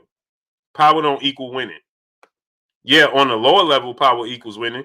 But here, let me say this again. Nehemiah Glover, what's going on? Let me say this again. Disclaimer, because everybody's going to come in, oh, you don't like Tank Davis. Oh, you don't like Tank Davis. Right? So here well, listen to what I'm saying. When you saw Tank Davis give boxing, when Leo Santa Cruz, oh, he knocked out Leo Santa Cruz. Listen to what I'm saying. Leo Santa Cruz range, Leo Santa Cruz boxing, his jab, it was giving Tank problems, right? Lynette Bowman, what's going on? Not enough to win the fight. Ubaldo Zamaron, True Op, what's going on? Not enough to win the fight, but enough to let you know if a guy had more power and a better skill set that could do the same thing Leo Santa Cruz was doing, he would be able to win the fight. That guy is Devin Haney. Devin Haney is bigger and rangier, quicker, more athletic, but is a flea-footed boxer that has a beautiful jab that could box you from range and is very slick on defense. That's going to cause him to be frustrated. You understand? So Leo Santa Cruz, his jab, and Tank Davis is even admitting of this, right? Yes, Tank Davis is a very, very, very smart, explosive, athletic boxer. Southpaw, a lot of power. Lots of power, right? But Tank, he even said it, right? After the fight, he said, I got hit far more than I wanted to. Those are adjustments I need to make, right? So, Kerry Williams, exactly. Jay Dixon, what's going on? Jay Dixon said Tank will beat the stuffing out of Devin Haney. Boy, oh boy. Boy, oh boy. Y'all gonna learn, man. Y'all gonna learn. Y'all gonna learn, man. So anyway, when he moved up in weight, his power didn't look the same. Now, did it? When he moved up and fought Gamboa, and I know you're going to say, well, he stopped Gamboa, and he knocked Gamboa down. Okay. When the punches that he landed, Larry Bake Bruce, what's going on?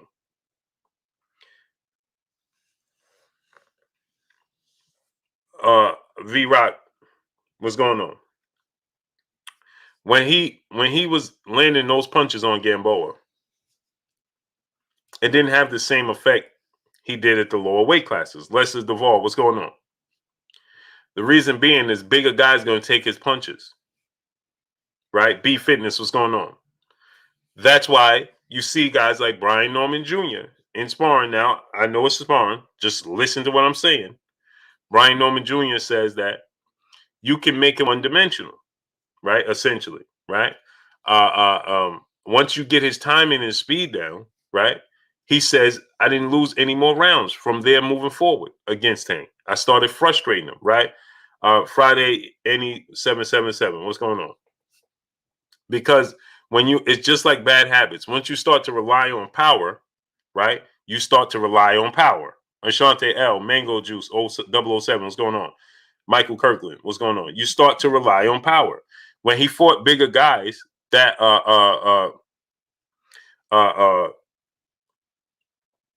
when you fight bigger guys, right? They're going to be able to absorb your punching power,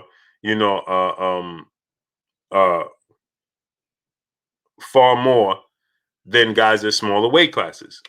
Dion Williams, what's going on? Juan Hernandez, what's going on? Yes, physically, Leo Santa Cruz is 5'7", with a 70-inch arm reach or something like that. Yeah, so he does have a physical. He's rangy, right? He's just not a naturally bigger guy.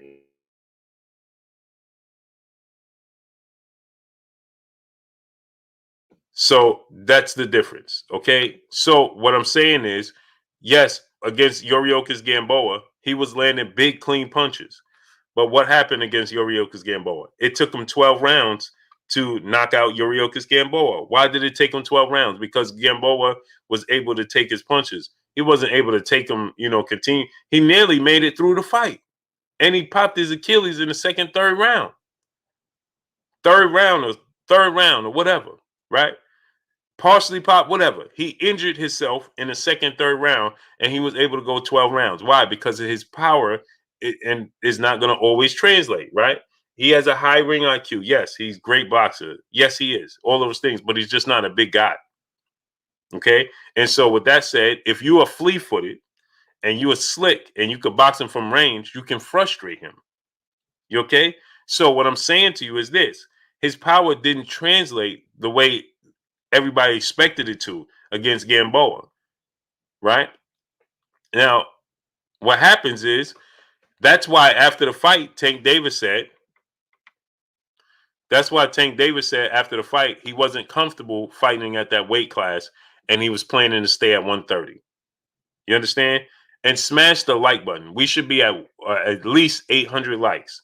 Smash the like button because Chief Dixon, my brother in the super chat, Santa Cruz could have beat Tank very easy had he fought him in the same manner Barrera beat Prince Nassim Hamed. Right. The problem with that is the difference, Kashif Dixon, is that Tank Davis is far more athletic. Tank Davis is far more, he has a higher ring IQ than Prince Nassim Hamed. Now, I know people going to come and say, oh, man, no, he don't. Yes, he does. Okay. He's a far more technical boxer than Prince Nassim Hamed, Javante Tank Davis. So Leo Santa Cruz is going to get caught at some point. Yes, he could have dragged it out a little bit longer, but he couldn't have won the fight. He was outboxing him. He was having success. He would have had success and win some more rounds if he stayed disciplined, but he wasn't going to win the fight because Tank Davis is very, very smart. He set Leo Santa Cruz up for that knockout. Okay? He set him up for the knockout. It wasn't just brute power and just going there and walking him down. That wasn't it. He set him up for that. Right? You saw Tank Davis look at his corner and say, I got him. He figured something out, right? He said, I got him. And when he said, I got him, he switched his style. He made an adjustment. He went to a high guard. He said, I could walk him down. I could trap him in a corner because he understood that Leo Santa Cruz didn't understand ring generalship, right? So what I'm saying is Leo Santa Cruz wasn't aware where he was in the ring. Tank Davis was very aware where he was in the ring, and he understood where he can make Leo Santa Cruz be in the ring where he could have his success that he wanted to have, and that's exactly what he did. He walked him back into that corner. He didn't throw punches. He let Leo Santa Cruz land some punches. The last one, he slipped it.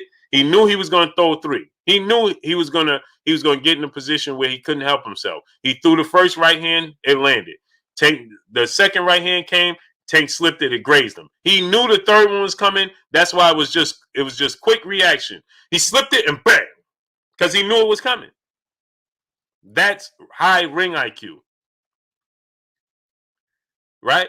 Because he knew and understood that Leo Santa Cruz was not going to stay disciplined enough to do that for 12 rounds. And eventually his athletic ability was going to catch up to Leo Santa Cruz. And it did. Friday, any 777, my brother in Super Chat. Leo gave Tank problems before he got KO'd. Just look at Tank's face after the fight. That KO power saved Tank. Yeah, his power, but his ring IQ is what got him in that position. Blue screen. Donald now 66-year-old G Grant, triple OG in the building. What's good with you? Ernest Martinez Jr., what's going on? Sean Gibson, Mr. Wood 25, what's going on? Lifetime Eon, what's going on? So it wasn't his power that saved him against Leo Santa Cruz. It was his ring IQ. Too Stiff Rich, what's going on? The Guru, PLG Ski, what's going on? Chaz Bleak 0573, what's going on? It wasn't his power that saved him Friday.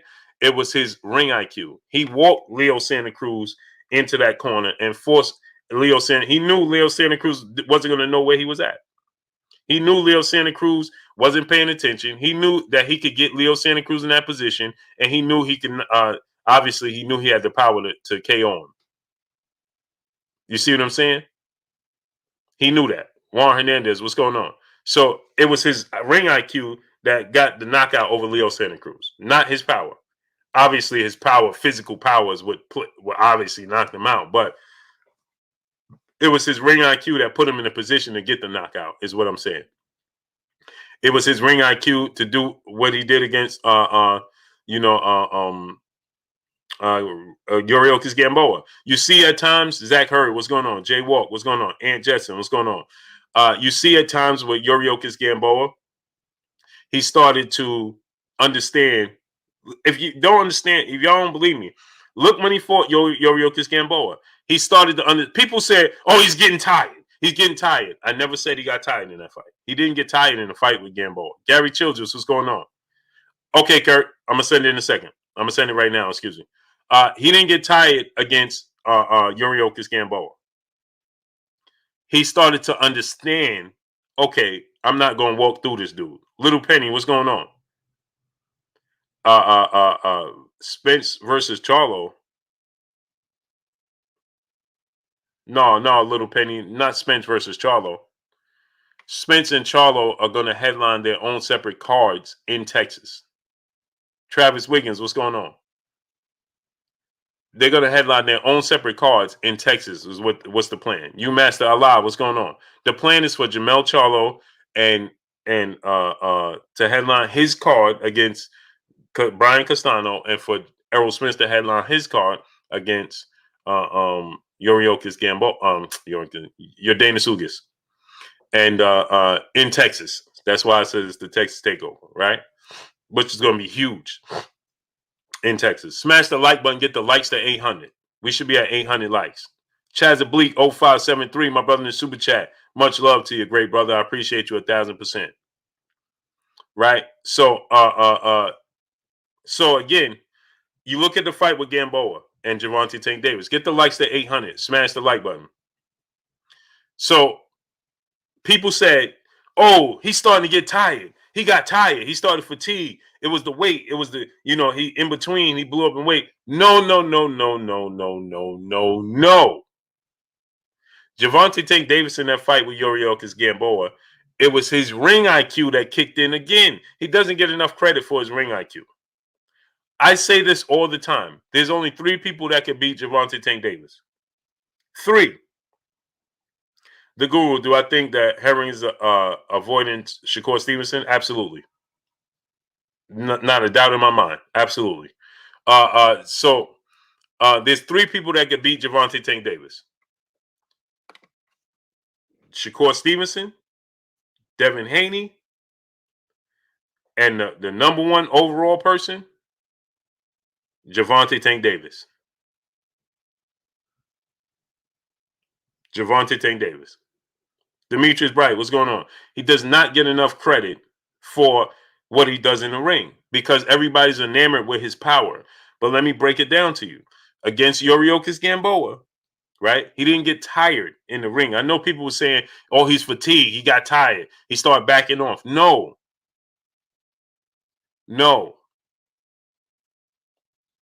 Star City J, what's going on? He started to understand, wait a minute, I'm not just going to walk through this guy. He's able to take my punches. He dropped him, but he was never seriously hurt until the last one.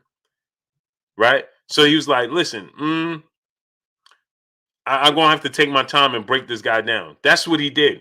That he needs to get credit for that. He understood that. He made the adjustment. Gervonta Tank Davis made that adjustment in the ring and said, you know what? I got to make an adjustment here. I'm not just going to walk through this dude. He's chinny. People said he was chinny. People thought I was going to knock him out. But you know something? That's not the case. Big Block, what's going on? So I'm going to take my time, break this dude down, and get him up out of there. And that's what he did in the 12th round. Beautiful performance by Gervonta Tank Davis. Travis Wiggins, yeah, he tore his Achilles in the first knockdown. But that was his shoes that gave. Look, the shoe busted wide open in the back. Salute to BZ in the super chat. Once again, he said, I agree 100% with Leo, and Tank boxing is underrated and would be Devin's biggest fight. 55-45 Tank friendly beat Blue, hopefully. Man, listen, Would I be surprised if Tank beat Devin Haney and Shakur Stevenson? No. Juan Hernandez, what's going on? Lomachenko cannot beat Gervonta Tank Davis. He cannot. Antoine Flowers, what's going on? He cannot. That's a worse matchup for Lomachenko than Teofimo Lopez was. I kid you not. Just being honest. That's a worse matchup for Vasil Lomachenko than Teofimo Lopez.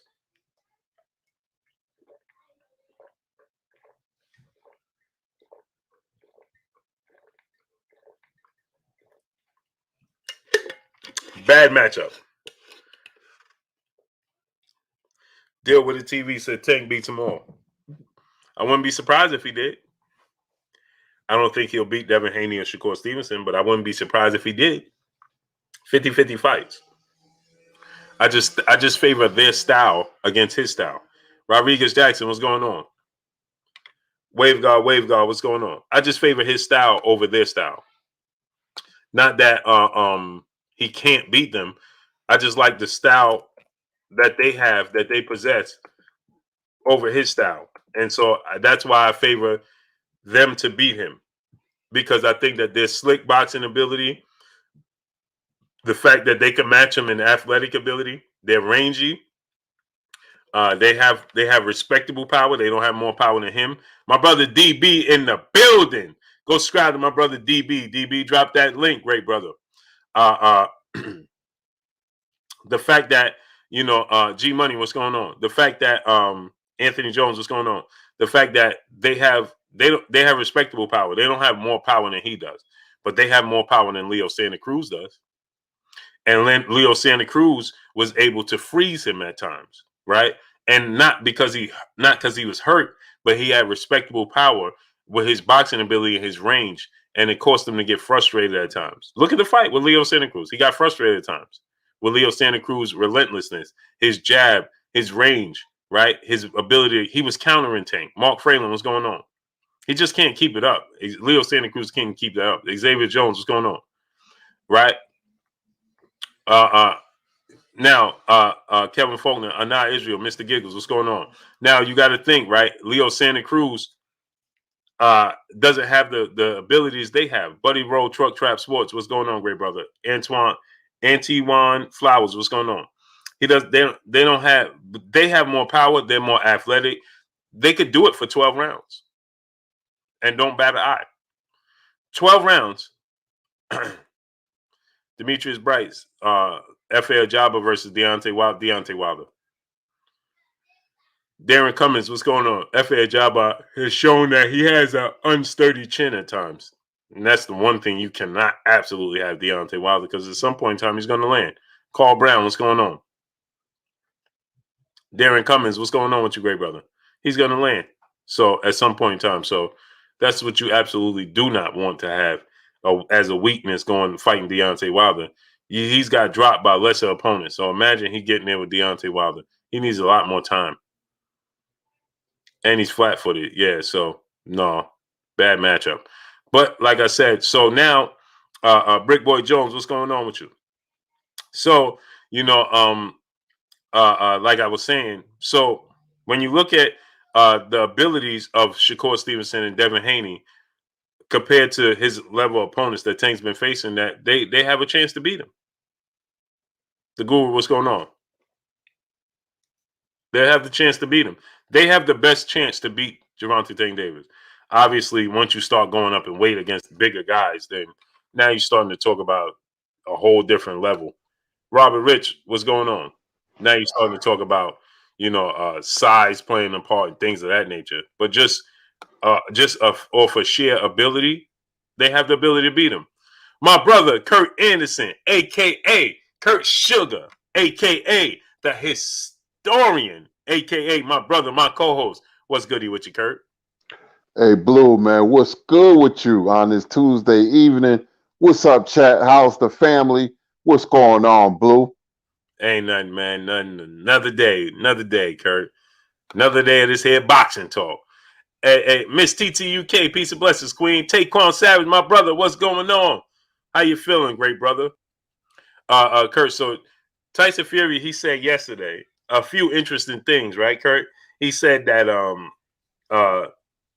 that he spent millions upon millions of dollars to make the Deontay Wilder situation go away. And then he said, if the fight wasn't done, young Trey, what's going on? If the fight wasn't done by today, he was moving on. Now, obviously, I know a lot of people, because a lot of people was hitting me up saying, hey, Blue, look at the time. Look at the time. Right now, it's 12 o'clock in the UK. So it's essentially Wednesday, right? So the time has passed, right? But I believe that he was saying that for himself. The body one, what's going on? I don't think he was saying it for us, if that makes sense, Kurt. That was just for himself to get it done. Dave Jack, what's going on? That didn't mean we was going to get an announcement today. That would just meant that if they didn't present him with everything he needed by today, he was moving on. Is that what you got from it, Kurt? Well, I tried following today because I wanted to see what was going on, what kind of information we'll get from it, and like I said, I'm stomped over this situation. Now we don't know what they presented, do we? No, it's I know the cities. It's Dubai. No, it's Saudi Arabia. It's the UK Wembley Stadium. It's a venue in the United States. They didn't say. I'm gathering this. It got to be Texas, right? But they said the U.S. Wembley Stadium, Saudi Arabia, and what was the other one? It wasn't. No, it was United States, Saudi Arabia, Wembley, and UK. Yeah, I forgot, but see, we don't know what they presented. I mean, did he give an answer? I mean, I don't follow him on Twitter, but did he give an answer talking about all systems go, or did he agree? Everything is just so behind the scenes, man. I don't know what's going on. I'm lost. Miss TTUK, she said it was Japan. Yeah, it was. Yep, it was Asia. Yep, that's what it was, Kurt. So I knew everybody was going to wake up today and say, "Oh, it's 12 o'clock. It ain't happening." That's not what he meant. He meant him personally behind the scenes, not an announcement. So I knew he wanted to have clarification by today, and then an announcement before the week is over. You see what I'm saying, Kurt? So Yeah. he'll have everything settled behind the scenes, and then they'll announce it to us during the week. You see what I'm saying? So yeah, he gave them the deadline of today for himself. For himself instead of everybody. For himself. Right. So I knew everybody was going to be like, it's 12 o'clock because people, man, Curry, I must have got like 30 inboxes. Man, you see the time? The time ran out. No, it didn't. For all we know, he got what he was looking for. Well, one thing is for sure, they doing this so, behind the scenes that for them, it's just drawing more attention to the fight. So in a very slick way, because I was looking for some public announcement, but it was just, they was telling Tyson Fury and present him what was going down, and he didn't give a response. So now you're saying now the public announcement will be coming, correct? Right. So he as long as he got what he was, so from what I'm hearing, it's like he's happy. Now they got to dot the I's, across the T's, and then the public will know. You see what I'm saying? Did they say anything about when the announcement is coming? No, it could be any time this week. See, still keeping us guessing, but it draws attention to the fight. So I guess people, we're going to have to be patient. And the next step is so many obstacles. I guess he's happy because he didn't say no. Right. And that's ultimately my thing. Right. If he would have came out and be like, it's done, Tyson Fury would have came out. Time has passed. You know what I mean? So I'm taking it as if the time didn't pass. And from what my understanding as well is that they're willing to take any punishment that comes from not fighting Deontay Wilder in the trilogy. But that's what I've been saying. Even if it was $20 million, if they were willing to pay $20 million, then what he can't only the only way I see it. Now I don't know legally what else he can do. I'm just speculating, right? Just from my standpoint. You know, if I don't know if he could say, okay, if there's a higher, is there anything higher than the arbitration? Because I don't know that. You know what I mean? I did see somebody say that if he took him to, I think it was my brother, my brother DOG 215. He broke it down that if Deontay Wilder went to, I forgot what he told me, but there's a level he could go to that'll freeze Fury and Joshua, that Tyson Fury can't proceed forward. And other than that, the only way I see it is if the WBC decided to say, he's owed a trilogy match, and you got to honor that. If not, if they're willing to take, if the penalty is $100 million and they willing, now I'm obviously it ain't $100 million, but if it was $100 million and they was willing to say, okay, we'll just give him $100 million, what could he do? You see what I'm saying, Kurt? Like if Tyson Fury is not facing some sort of criminal where he got to go to sit down and something of that case, and they willing to pay, we got to pay him $20 million. Okay, we'll pay him. Because when I'm listening to Tyson Fury, Jude 12, salute to my brother Jude 12 in the super chat. He said, Blue and Kurt, about to get some great commentary. Thank you, brothers. Salute to you, great brother. Salute. Because the way I'm looking at it, when you listen to Tyson Fury in that interview, and I've listened to it 3 times now. Well, 2.5 times. I didn't finish listening to it a second time.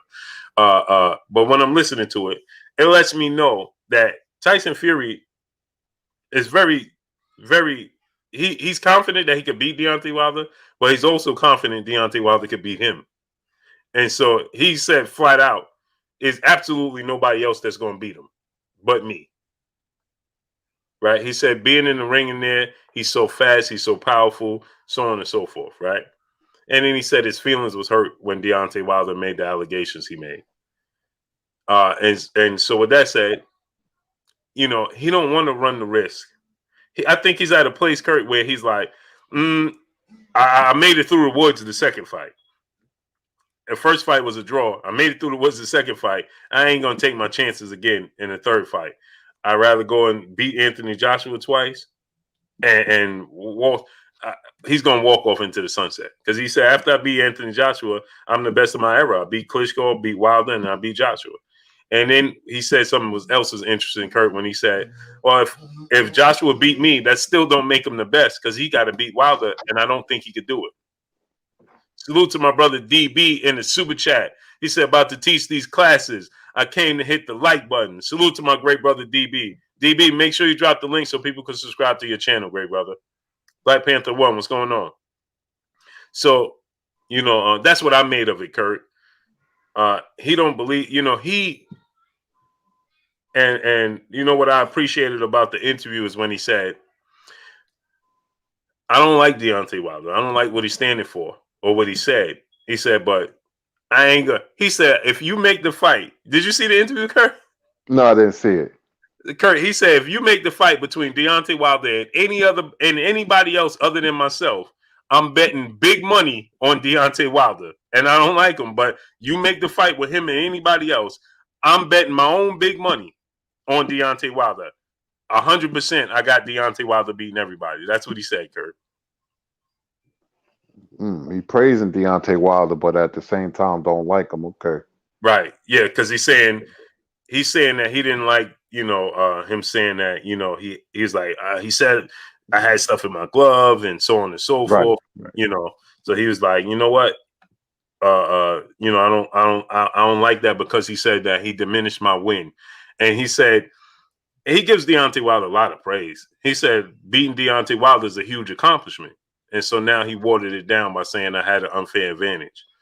So he said that he didn't like that part, but he said that he believes that nobody else could beat him, but he says if Joshua beat me, Joshua still got to beat Wilder, and I'm putting big money that he can't beat Wilder. But he said that he ain't beating me either. And then he says that but after I beat Joshua, that makes me the best because I beat the best champions in my era. So I'm the best of this era. So I felt like he ain't gonna give Wilder no trilogy. And he get past Joshua twice, and he wants to get those Joshua fights this year and out the way. Like he don't want to drag into 2022. And because he said that he hasn't been taking care of his body, in the past like he should. So he just don't want to run the risk. He said after when you get my age, you could suddenly go downhill. So he wants to complete them ASAP. But what did you make of everything I was just saying? Well, I said yesterday he's not going to be around that long. The way it sounds to me is maybe the Joshua fight will be his swan song, especially if he wins. If he wins the first fight, that might be it. Especially if he wins, conventionally, like you said, I done beat some of the best heavyweights. I doubt that Wilder get another shot at Fury. It's a very small chance. Now, if Joshua beat him, then that don't make Fury the best to me because you have unfinished business with Joshua. Then people going to say, well, maybe Joshua's the best heavyweight, even though he didn't fight Wilder. He beat the man who beat Wilder, who was considered the best heavyweight. That's how boxing works. So I'll be surprised if he leave it like that. If Joshua beat him, which I picked Fury to beat Joshua when they fight, but I would like to see Joshua and Wilder somehow, some way, because I want to see all three of them fight each other for legacy purposes, but so we can get a clear picture who's best. But Wilder more than likely would get frozen out by Fury if he wins. So if you're a true boxing fan, you're rooting for Joshua because maybe just Joshua Wilder will fight because Fury probably won't fight him. Right. And the thing is, we would say he owes him a trilogy, right? He was contractually obligated to give him a trilogy. Yusuf Kawhi, what's going on? Enrich Milan, what's going on? Calvin Abar, on twos, Gina Thompson, what's going on with y'all? We, Kurt, would say, well, the gloves look fishy, right? We gonna say, maybe he had an unfair advantage, right?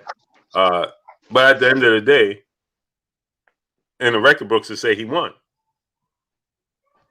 right? And only Tyson Fury knows what truly took place. Shadow boxer, what's going on, right? And if Tyson Fury is comfortable with himself after beating Joshua twice, or like you said, maybe even once and walk off to the sunset, because he's not known for defending the titles, right? He's like a specialist, right? He come in, get the win, and then get out of there. You know what I mean? Ethiopian eyes, what's going on? But if he's comfortable with himself, after that, maybe he said, I'm done with boxing. Because if it's not Wilder in the trilogy, there's nobody else beating him. You see what I'm saying? Like, if Joshua don't beat him and Wilder don't get a trilogy, there's nobody else beating him. Yeah. Go ahead. Yeah, I just think that when you in boxing, when you're used to big fights, it's hard to go backwards. The Alla Wallen and the Schwartz fights, those fights are over. So, and plus, when you are coming to the end of your career, it's big fights or bust, meaning nothing. So, if he beats Joshua, like I said, I think that'd be it for Fury because he seems like he'll retire. I just got that feeling that he'll retire if he beats Joshua. That would be his swan song. Mm-hmm. Yeah, and that's what I'm saying. Like, and it just is. It'll just be is what it is, right? Right, because the real too real. What's going on? The thing is, Mr. Euro Dollars, what's going on? The thing is, right? Regardless of what we think took place in the second fight, you can't. Only him and Deontay Wilder knows what took place. That's it. I mean, the gloves clearly don't look right. Clearly, smash the like button, get the likes to 1K. The gloves clearly don't look right. Right, Raphael Gooden, what's going on? All the other stuff, we can see that the right glove, looks deflated. It looks like a flat tire, right? Okay, but all of the other stuff, right? How would we know, Kurt? Mark D1, what's going on? Like the water situation. We can speculate, right, Kurt? Because the history of the sport of boxing. And Tyson Fury himself, when he fought Vladimir Klitschko, he said, they trying to put something in my water, allegedly. That's what he said, right? Sean Miller, what's going on? He said, I ain't drink water the whole time when I fought Vladimir Klitschko because I felt like they was trying to put something in my water. So, I mean, we know, like you said, Kurt, you know the history in this. These things have happened in the sport of boxing before. But only Deontay Wilder knows that, right? We don't know. So, what's going to happen is the sport will go on. And if he fight Joshua twice, regardless of how we look at it, and let's say he did have an unfair advantage or he didn't, it doesn't matter. The fact is, he got in a ring with him. You see what I'm saying, Kurt? He got in a ring with Wilder twice. He got in the ring with Joshua twice. He got in the ring with Vladimir Klitschko. You see what I'm saying, Kurt? It's not like Riddick Bowe, Lennox Lewis. They ain't never even stepped in the ring. He's got in the ring. And so I can't see, and like we said, Kurt, his personality seems to be the personality to say, I'm walking away. Juice Room, what's going on? And I don't think he don't strike me as the person that'll look back and say, I regret this or I regret that. I just don't see that from him. Yeah, once he's gone, man. The only person that can stop this fight is the WBC, but they're not going to back Wilder. They're going to if Fury agrees to the terms, then this fight is full steam ahead. Because remember something, a fight of this magnitude with tens of millions of dollars at stake, they get a percentage. You know, they get a percentage. So they not going back Wilder. You know, that fight is going full steam ahead, man. You know, and Wilder would be an afterthought. It's sad, but true. And remember, all this could have went a whole different way if Wilder didn't give him a chance. And you know, you can't be loyal and nice to everybody in certain situations, especially in boxing, because it was Wilder who resurrected Fury's career by giving him a chance, and he gave Ortiz a chance, and Fury took advantage of it. He won the fight whether he cheated or not, and now he's in a position, you know, to get the biggest fight, you know, that UK ever produced, and probably more than likely leave Wilder out in the cold. So when you think about it, you know, being a nice guy, once again, you finish last, and that's Deontay Wilder. Mm-hmm. Gloria Dean, I see you keep putting these things in the chat, right, Gloria Dean? And so you said Wilder's trainer put some in his water because he was paid by Fury. LOL, so many bullcraps, right? So I want to ask you this question, Gloria Dean. Has these things happened in the sport of boxing? Yes or no? Just answer yes or no. You four, get up. What's going on? Has these things happened in the sport of boxing? Because I love how people love to come here. Majid, what's going on? They love to come here and act like it's not possible. Theo Avant, what's going on? CBG 3000, what's going on? Frank McCormick, what's going on? Why you coming here and act like these things aren't possible?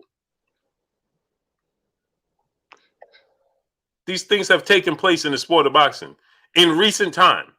We've seen such things like, you know, the situation with Miguel Cotto and Antonio Margarito. God's greatest, what's going on? We saw the situation with Panama Lewis. Like, why are you acting like these things haven't happened?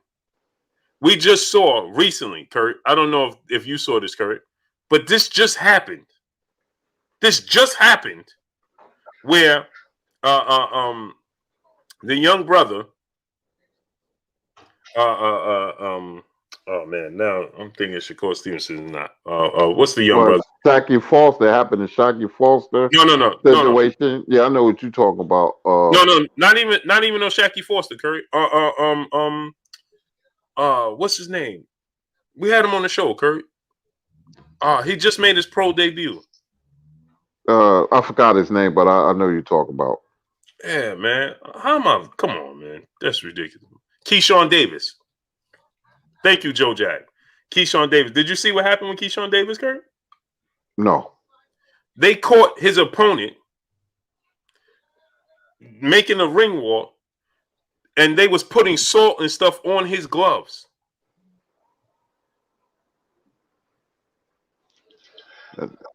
I didn't know that. I'm not surprised, man. This been going on for years. So many tricks. They used to put liniment on fighters' gloves in the '60s, so when they jab you, it gets into your eye. It will blind you for at least 2 or 3 rounds. Poison oranges, injecting a drug through the skin of an orange, or fruit baskets for foreign fighters. They eat them and they start feeling funny. So, it's not far fetched. But see, this just goes to show you, when you really don't know the sport of boxing, you become naive or an idiot or a moron, and you think you know, but you don't know. Fighters, like, different tricks that fighters use, like getting your hands wrapped. The wraps can be legal, but you dip them in ice cold water, then put the gloves on. See, you're using the ice water as a weapon because it hardens the hand wraps. Then you put the gloves on. That's what Trinidad used to do. Mm-hmm. And it's different tricks. I mean, I interviewed Lamont Brewster, and he said that fighters, when you come to the country, they will send you a fruit basket, and you don't feel right after you eat the fruit basket. So these things are not far fetched at all. Right. So we come here. So this just happened with Keyshawn Davis 2 weeks ago. So why are we acting like, why do you come here and act like, oh well, Wilder's saying it, oh well, Wilder's saying, you don't know what's true and what's not true. So you quick to discredit Wilder, just like Miguel Cotto was saying that something wasn't right with Antonio Margarito, and everybody dismissed him. But as soon as he went and had the same Mosley fighting, and the late great brother Nazim Richardson caught him, then everybody, oh man, Cotto is Margarito did this, man. I can't, he need to be banned. Well, Miguel Cotto told you that the fight before, and y'all acted like he was just being a diva. So this is not nothing new in the sport of boxing. So just because you don't like Deontay Wilder, or you're just happy to see that he lost to Tyson Fury, don't come here and act like what he's saying is far-fetched. It's not far-fetched. We seen Tyson Fury at the end of the post-fight press conference in that very same fight, when he was offered water. Tyson Fury said, "Where did you get the water from?" His one of his teammates said, "Well, we got it from over there." He said, "No, I ain't drinking that water." The water bottle was closed. It wasn't even open. The water bottle was closed. It wasn't even open. So stop acting like it's far-fetched what Deontay Wilder's saying because you don't like him. That's a lazy mindset.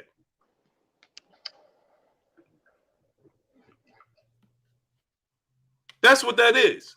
Emmanuel H, brother in the super chat, dropping that half a dub on us in the super chat. He says, salute Blue Kurt, kings and queens in the chat. Late but feet white. Hope everybody blessed with the good health and fortune. And then he said, now how about them Texas boys? Yeah, facts. Facts. Big Dose 513. What's going on with you? No, that didn't happen. Big Dose. No, that didn't happen. So, we quick to always act like, oh, it's not Marvelous Jarvis. What's going on with you, great brother?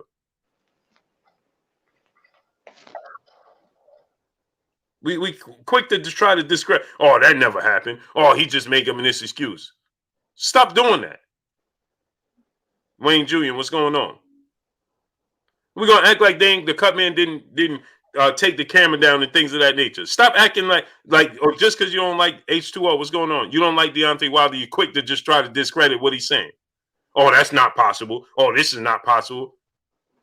We just saw the situation with Shaqy Foster, or fast forward to Keyshawn Davis. This is a kid that's just making his second, third fight, and you got his opponent putting salt and stuff on his gloves allegedly. I remember that fight, but I missed that though. I must have got up and went to the refrigerator or something because I follow Keyshawn very close. I must have missed that. Right, and he went on. He said he went on his live stream and everything, right, Curry? And he's like, his team, they grabbed him, they hemmed him up. One of his teammates, I think it was uncle, some got mad. They grabbed the dude up, and it was a whole big scuffle because they caught what he was doing. So we gonna quick to act like Glory Dean's talking about. So you telling me Al Heyman, Jay Diaz, and Shelly Finkel decided not to investigate? So you telling me nobody decided to investigate when that happened with Miguel Cotto? Because Margarito didn't get caught until the Shea Mosley fight. So what are you talking about? Go do research. Don't act like it don't happen. This happens in the sport of boxing. All West, what's going on? This happens in the sport of boxing. Margarito. What's going on? Go ahead, Kurt. Margarito been doing that for a very long time, man. Because I was suspicious of him way before the Cotto fight. I paid attention to every detail. Been taught to do it, by training fighters. So I know he fought a guy by the name of Sebastian Lujan. I believe from Argentina, and his ear was hanging off. His whole ear. And I never seen that before. I said, nah. You can tell because the way a fighter face is swollen and cut, it's different. When I looked at Cotto's face, I said, man, I said that's not consistent with somebody, who's not doing something illegal. And then right after the fight, there was pandemonium because I was in the Bronx watching the fight over my friend Jerry's house. And when he raised his hand and I seen that dye, on his hand wraps, I said something's wrong. And people didn't know what I was talking about. And I said, something's going to come out. You watch and see about Margarito. Because I followed Margarito early. Margarito was never a handed puncher. He was more like a Paul Williams puncher. He used to slap with his punches. He just threw a lot of punches. Then the knockout started happening, Blue. So when you have that, then you be very suspicious about that fighter. And that's what I'm saying. Peter Von Ox, Mario Copeland, Billy Bob, Pugilist Shiznit, True Blue 45. What's going on with y'all? Reese Bro, what's going on? And that's what I'm saying, right, Kurt? We got to keep in mind, right, Kurt? Tyson Fury has a combined 4 knockouts. And before we get to that, salute to my brother Ken Broadwater dropping that quarter of $100 in the Cash App. Appreciate you, Ken Broadwater, my brother in the Cash App, dropping that quarter of $100 on your boy Blue. Much love to you, great brother. Appreciate you. So yeah, Kurt. So Tyson Fury has a combined 4 knockouts. The rest are stoppages, Kurt. Stoppages. It's not a knockout artist. He's never been known to be heavy-handed. So miraculously now he inflicts this much on Deontay Wilder. So he hit him with those very same clean punches in the first fight. But everybody attests to it being, well, that's because he gained weight. Uh-huh. Oh, well, Kurt, when you gain weight, sometimes when you gain weight, you lose punching power. These dudes go up in weight and they lose power. Yeah, either you have power, you don't. You don't. That has nothing to do with punching power. Punching power is like an anomaly, man. So you're just born with it. Right. So it's just simply a case where people just don't like Deontay Wilder, so they'll just, oh no, if the shoe is on the other foot, everybody be like, well, you gotta look into that. Royal Talk Podcast, what's going on?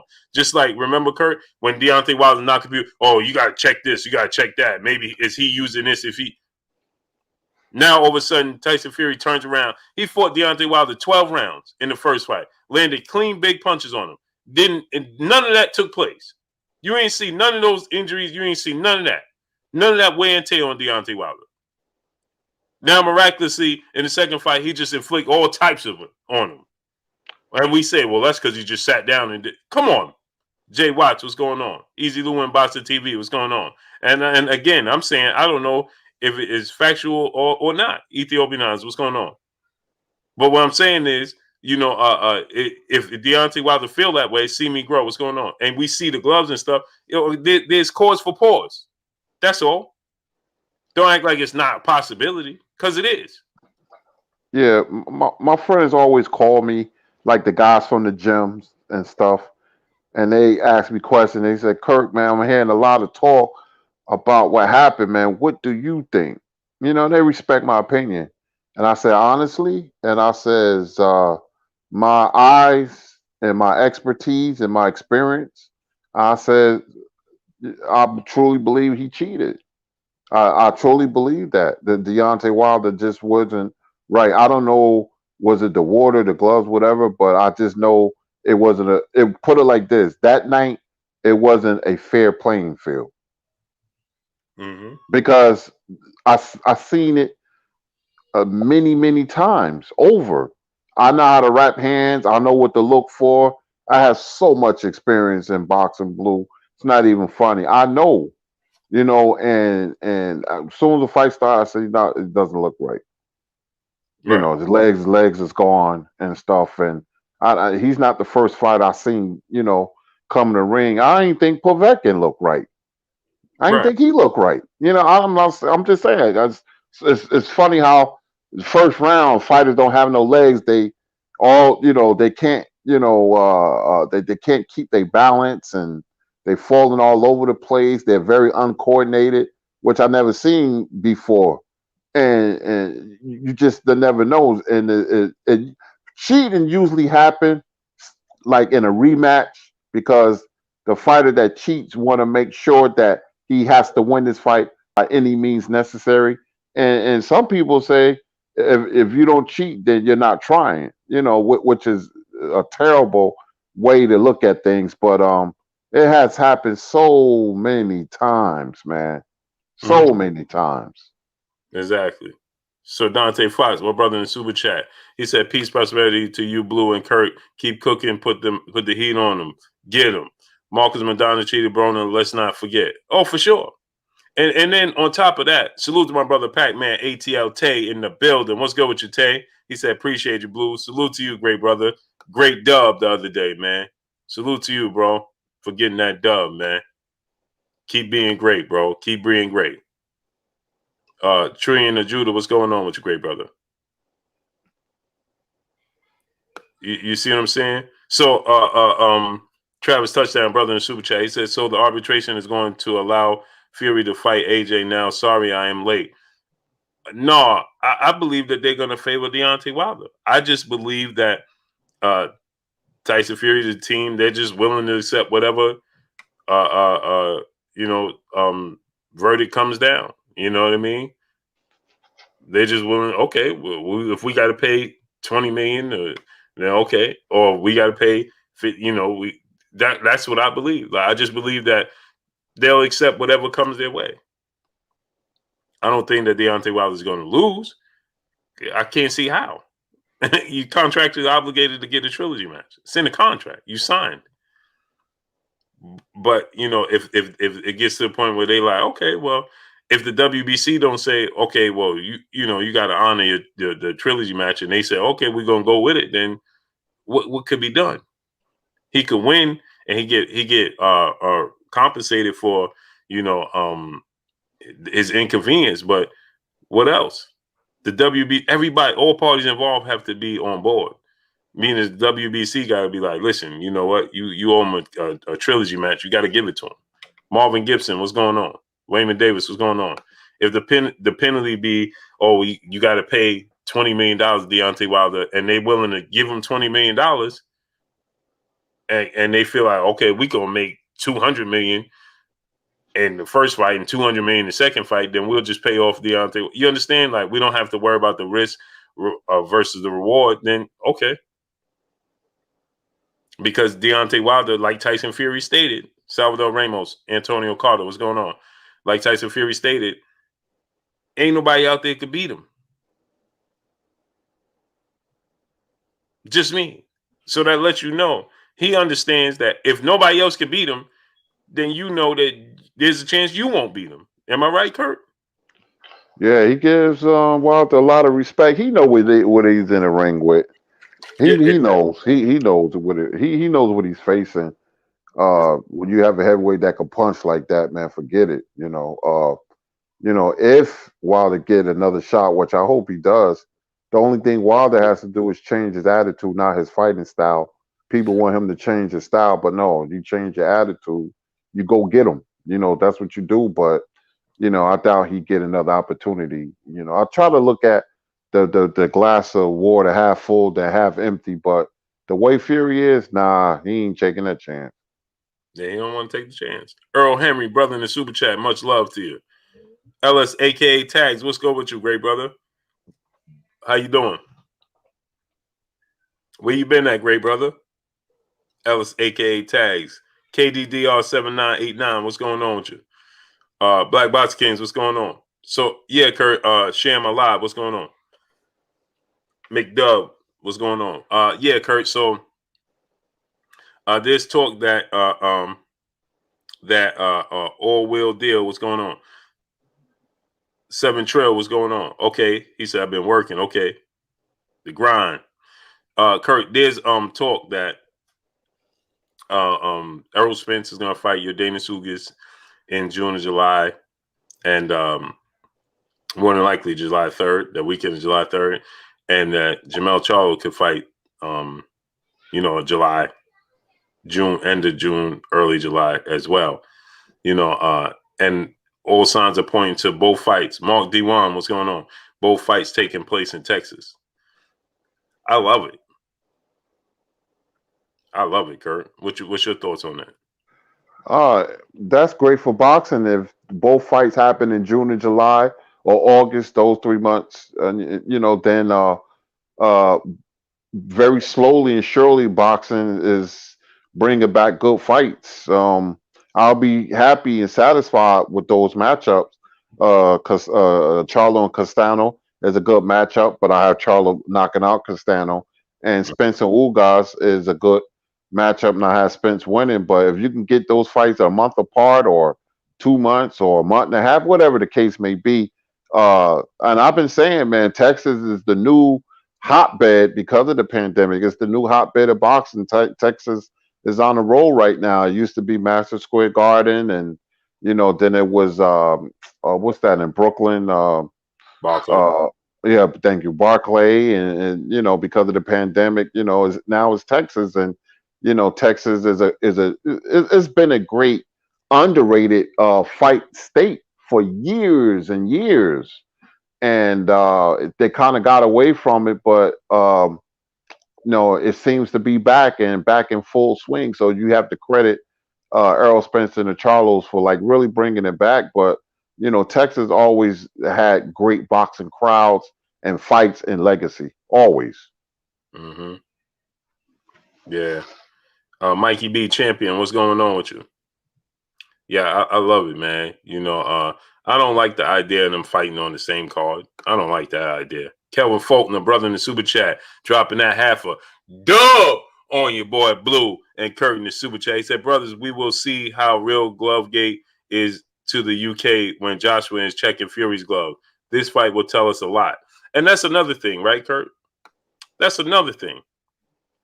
Remember, just once again, Dillian White fight with Alexander Povetkin. They like, he ain't got no padding in his gloves. Alexander Povetkin is he. They're like, he ain't got no padding in these gloves. And Dillian White is like, man, it's just a different brand of gloves. What do you expect? He's like, no, the padding should be equal. So, and remember, it was Joshua Batista when he said, remember when Nicholas Asbury. Now you get so many different people that says so many different things. It's impossible for everybody to just be making up stories. So Nicholas Asbury said he took the patent out the glove in sparring. Remember that, Kurt? Right. I remember. Right. And so then Joshua Batista's Joshua's fighter, right, from the UK. And Nicholas Asbury said he called Joshua right then and there and told him, hey, listen, man, what this dude is doing over here, in sparring. And he said that Joshua told him, oh, yeah, we've been knew the tricks that they used. Now, why would Nicholas Asbury, why would he make it up, Kurt? Unfortunately, in the world of boxing, you'll be shocked that a lot of experienced trainers wouldn't catch little tricks that other trainers know about. Only like a lot of old school trainers will catch tricks. Like Nassim Richardson, he was taught by Bowie Fischer. Bowie Fischer is from that old school. Bowie Fischer was a friend of Sugar Ray Robinson's, and that's what Nazim learned from Bowie Fischer before they had a falling out with Bernard Hopkins, and Nazim took over, and he caught that. But a lot of trainers doesn't have that eye where they can catch tricks and little, nooks and crannies that fighters does to gain an advantage. You'll be surprised. Mm-hmm. Carl Brown, brother in the super chat, he said people that believe that Wilder wasn't cheated after seeing those gloves are the same people that was hoping that he lost. Yeah. They don't want to see it. That's what it is. What is this? Selective what is it called, Kurt? Well, selective memory. Selective memory, right? Yeah, that's what it is. My brother Ellis, aka Tags, in the building in the super chat. He said, "What big fights are you waiting for?" I'm talking about the Boom. I'm waiting for this Josh Taylor Jose Ramirez fight, May 22nd. That's the big one for me. I'm waiting for that fight, May 22nd. Also, now that they're saying Erickson Lubin and Jason Rosario, that's another big fight. I want to see that fight. I'm hearing that they're still looking to work on, and smash the like button. Get the likes to 1K. They're still looking to work on Broner versus Prograis. That's a fight I'm looking forward to. But ultimately, I'm looking forward to the fights that we hope get made. And that's the fight between, I want to see Devin Haney and Teofimo Lopez, because Bob Arum is saying that they're looking to make it happen. Obviously, Devin Haney wants to fight Teofimo Lopez Sr. He's saying that they're going to make the fight. That's the fight. I want to see that fight happen. So I'm interested to see Devin Haney and Jorge Linares, and I'm interested to see Teofimo Lopez and George Kambosos, just because of the outcome. And Kurt, did you hear the comments that Ryan Garcia made today? No. What did he say? He said that Devin Haney is not, essentially he said he's not even better than Javier Fortuna. Then he says that he hasn't fought anybody. He said his career is not good. And he says that, he's been playing the politic game, trying to collect belts. Well, he's doing a lot of talking, and fight Devin Haney then, because his career is being manufactured through social media. He's not as good as he think he is, but somehow, some way, he's equating social media with skills. And I'm not saying he's a bad fighter, but he's not a world beater. But he think he's this James Dean matinee idol of boxing, which he's not. He just ain't fight the right guy yet. Maybe he's feeling himself because what he did to Luke Campbell. I never thought much of Luke Campbell. No disrespect, but I'll be honest. But he hasn't proven anything yet. We'll step up to the plate and beat Devin Haney and fight Devin Haney and see what happens. If you feel that way, it should be easy work for you. Right. Salute to Troy Battle on the super chat. He said, "Give me your breakdown on Winky Wright versus Canelo if they would have fought. Winky, one of my favorite fighters. I think Canelo would beat Winky Wright because Winky Wright is flat-footed. He'll be right there. Canelo's combinations, he has fast hands, he has power. Maybe Winky Wright's jab will give him problems, but I'm favoring Canelo. J. Blue Contreras, what's going on? What you think, Kurt? I like Winky Wright in the fight Yeah? because, yeah, I'm gonna tell you Woo! why. Because I thought Winky Wright beat Bernard Hopkins. I thought he beat Jermaine Taylor. Winky Wright early in his career was getting battered, but I never seen a fighter improve because and plus what he did to Trinidad. That's what I knew he was special because Winky Wright, even though he's flat-footed, Blue, Winky was a very unique fighter. He didn't hit very hard, but his jab was very repetitive. And when we talk about great jabs, we never mention Winky Wright. Winky Wright, Canelo will have problems with Winky because Winky defense was in his prime. He had the high guard. It was hard to penetrate his defense because Trinidad, when you look how heavy his hands was, he couldn't get through. And if he couldn't get through, Trinidad couldn't get through with his combinations. I don't think Canelo would get through with his combinations. And Winky will pump that jab in his face. Canelo will have problems with any type of boxer. I don't care if it's Winky Wright, Bernard Hopkins, Mike McCallum. He will struggle with those kind of boxers. Winky was when the day he beat Trinidad, and I thought he got robbed against Hopkins. I knew Winky was an extremely, extremely good fighter. I like Winky in that fight.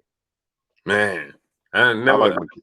You know what? I just picture N.O. Vade Sports, Carl Browns. What's going on with y'all? Panther TV channel, what's going on? Southern T Boxing, my brother, what's going on? Drop the link so people can subscribe to your channel. Combo Breaker 99. D. Blair LaFleur, what's going on with y'all? Lester Duvall, what's going on? L Dub Boxing, my brother Lawrence Williams in the building. Go subscribe to L Dub Boxing. Drop the link. Tax Stack, what's going on? Salute to my brother Carolina Ryder in the building, in the super chat, dropping that Hundo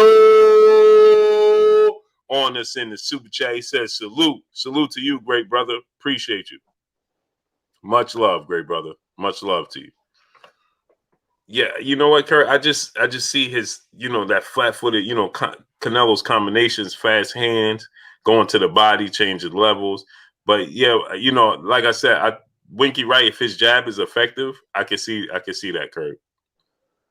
Yeah, because Winky neutralized Bernard Hopkins way before Jermaine Taylor did. He neutralized one of the greatest offensive fighters ever, and Felix Tito Trinidad. Trinidad was so frustrated he didn't know what to do. I mean, Winky he's very unique because usually fighters that move around the ring or neutralize their opponents, but he neutralized you being in your face and coming towards you. And he didn't hit very hard, but it was this jab. His jab won him the fight. And a lot of occasions, man, he was just, Winky was a very serious fighter, man. I love Winky, right? Yeah, man. Lauren Anderson, great brother. What's going on with you? Oh, plus he did what he did to Shane Mosley too, twice. Yeah, Shane Mosley. Yeah, man. I thought he beat Jermaine Taylor. I thought he did too, but they thought Taylor was going to be a bigger star, and he was the in-house fighter. But he beat Taylor and Bernard, which was a terrible fight because they were both defensive wizards. But Winky was a very unique fighter that can stand in front of you and neutralize you because the way he kept his hands, he protected his body and he protected his chin, and he pumped that jab in your face, which is very frustrating. Yeah, and it didn't matter what you did, that jab was coming. Yep. That's one thing. He understood the importance of the jab and that he could neutralize you with his jab, and he stuck to it with that high guard. And I remember in Elizabeth Avenue, I said, Trinidad fans is all out there. My friend used to sell, and I would used to sell boxing DVDs, excuse me, on Elizabeth Avenue. Everybody used to come out there, trainers and fighters. And I said, there ain't going to be no Trinidad Hopkins rematch. And everybody looked at me and said, why?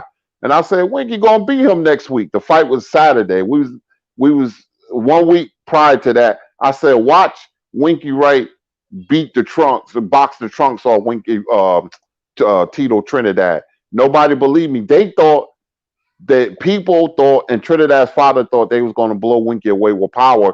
And I said, boxing is a lot more than power. I said, that's a terrible matchup for Trinidad. And when I was right, they were like, oh man, I didn't see that coming. I said, I saw it. It was easy. Mm-hmm. Lauren Anderson, my brother in the super chat, he says, salute, Blue. Winky had long arms, and remember, he was ducked for a long time before the B-Hop fight. Yeah, he didn't get his opportunity. He got his opportunities late. Smash the like button, man. Get the likes to 1K, man. Smash that like button. Get the likes up to 1K. Yeah, he got his opportunities late. A lot of people didn't like his style. They didn't fancy his style. You know, so that's why, you know, he didn't get his big opportunities, man. He should have got far more opportunities than he had. He got them late. But I think he was more seasoned late, though, Curry. Am I right? Yeah, because he went to Argentina, and I remember he got knocked down 5 times by Julio Cesar Vasquez, I believe. And like I said, I've never seen a fighter turn his career around the way Winky Wright did. He came back, worked real hard, you know, with the trainer who trained Lacey. I forgot his name, Birmingham. And Winky learned, and he got better. And then he lost that controversial decision to Vargas, but Vargas wouldn't fight him again. You know, because he knew that Winky improved a lot, and he wouldn't give Winky that rematch. And then Winky was on his way. Then you know what he did to Shane Mosley and Trinidad and Hopkins. That's very impressive who he fought, and I thought he beat Hopkins, and but they didn't give him the fight. Yeah, and they gave Hopkins a unanimous decision on top of it. I'm like, what was y'all watching, man? They be missing the good fights, boy, these judges. Combo Breaker 99, brother in the super chat. Winky beats Canelo off the jab, and he's strong and never fades. He beat Fernando Vargas, but was robbed, in my opinion. Yeah, he just didn't get the nod as he should have, man. Yeah, like you said, his style, and he wasn't a favorite, but the true boxing fans respect a Winky Wright, man. I remember Emmanuel Stewart told Shane, he warned Shane not to take the fight, but Shane took the fight anyway. And Shane got the brakes beat off him, twice. Yeah, I thought he beat Fernando Vargas too. What about you, Kurt? Yeah, but I knew they weren't going to give him. I said, nah, they ain't going to give him the fight. Me and my friends watching it. I said they're going to give it to Vargas because he always went up against people who the boxing media deemed a star in the making. You know, Fernando Vargas had a lot of flair, a lot of flash, and they weren't going to give him a fight, not like that. So I knew, you know, it was coming. Could have went either way, but I knew Winky wasn't going to win that fight. He could have called it a draw, but they was going to give it to Vargas. I thought he won the fight. Arturo Vargas, he said 40K, what's up, Blue Blood, no love. What you mean no love? Salute to you, great brother. Lauren Anderson, brother in the super chat, he said, I believe he went on a 10-year win streak before the B-Hop fight. Yeah, it was 10 years, right, Kurt? Yeah, 9 to 10 years. You know, he just improved and got better because I followed Winky early in his career, got better. He was fighting Bronco McCartney, them guys, but you know, he just improved. Him and James Toney, they just kept getting better and better and better and better. Yeah, he got no. Actually, it was it was 6 years because Jermaine Taylor, the split draw to Jermaine Taylor. That was in 2006, and then he lost to Hopkins in 2007. But you know, he just didn't get the opportunities he should have received. Smash the like button, people. Get the likes up. Let's get the likes to 1.1K. Get the likes to 1.1K, my peoples.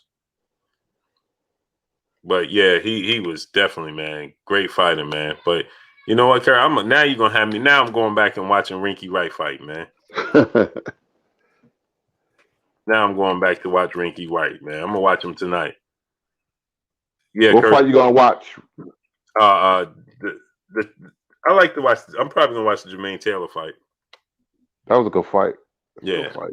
yeah, probably Jermaine Taylor because I know that I like those fights to see, just because I like to just go through it with a fine tooth comb. Even though I felt like he won, I'm gonna go back and watch it again. It just be disappointing, man. You know, but Curry, now breaking down the Joshua Fury fight, let's say it do come to fruition. I think that Tyson Fury gonna win the fight running away. I think that if he boxes anything like he did the first fight with Deontay Wilder, I don't think it'll be a close fight. I just think that Anthony Joshua fades. I think that his stamina issues, you know, would be a issue, in fighting a guy like Tyson Fury.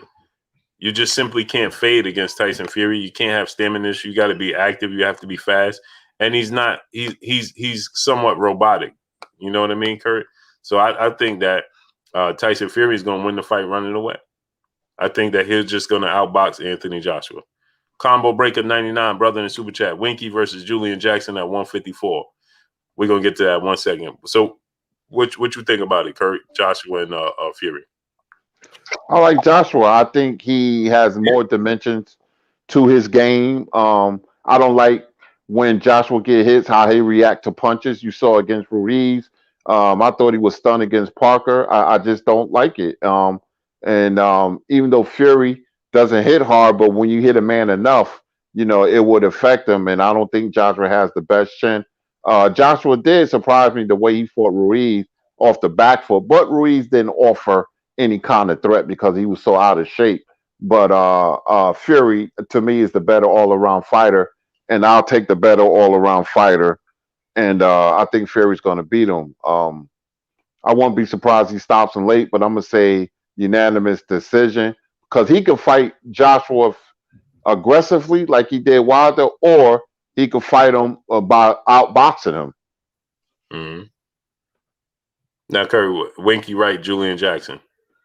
Well, I like Winky Wright. I like Winky Wright because once again, Julian Jackson is a hard puncher, very hard puncher, but he had problems against boxers.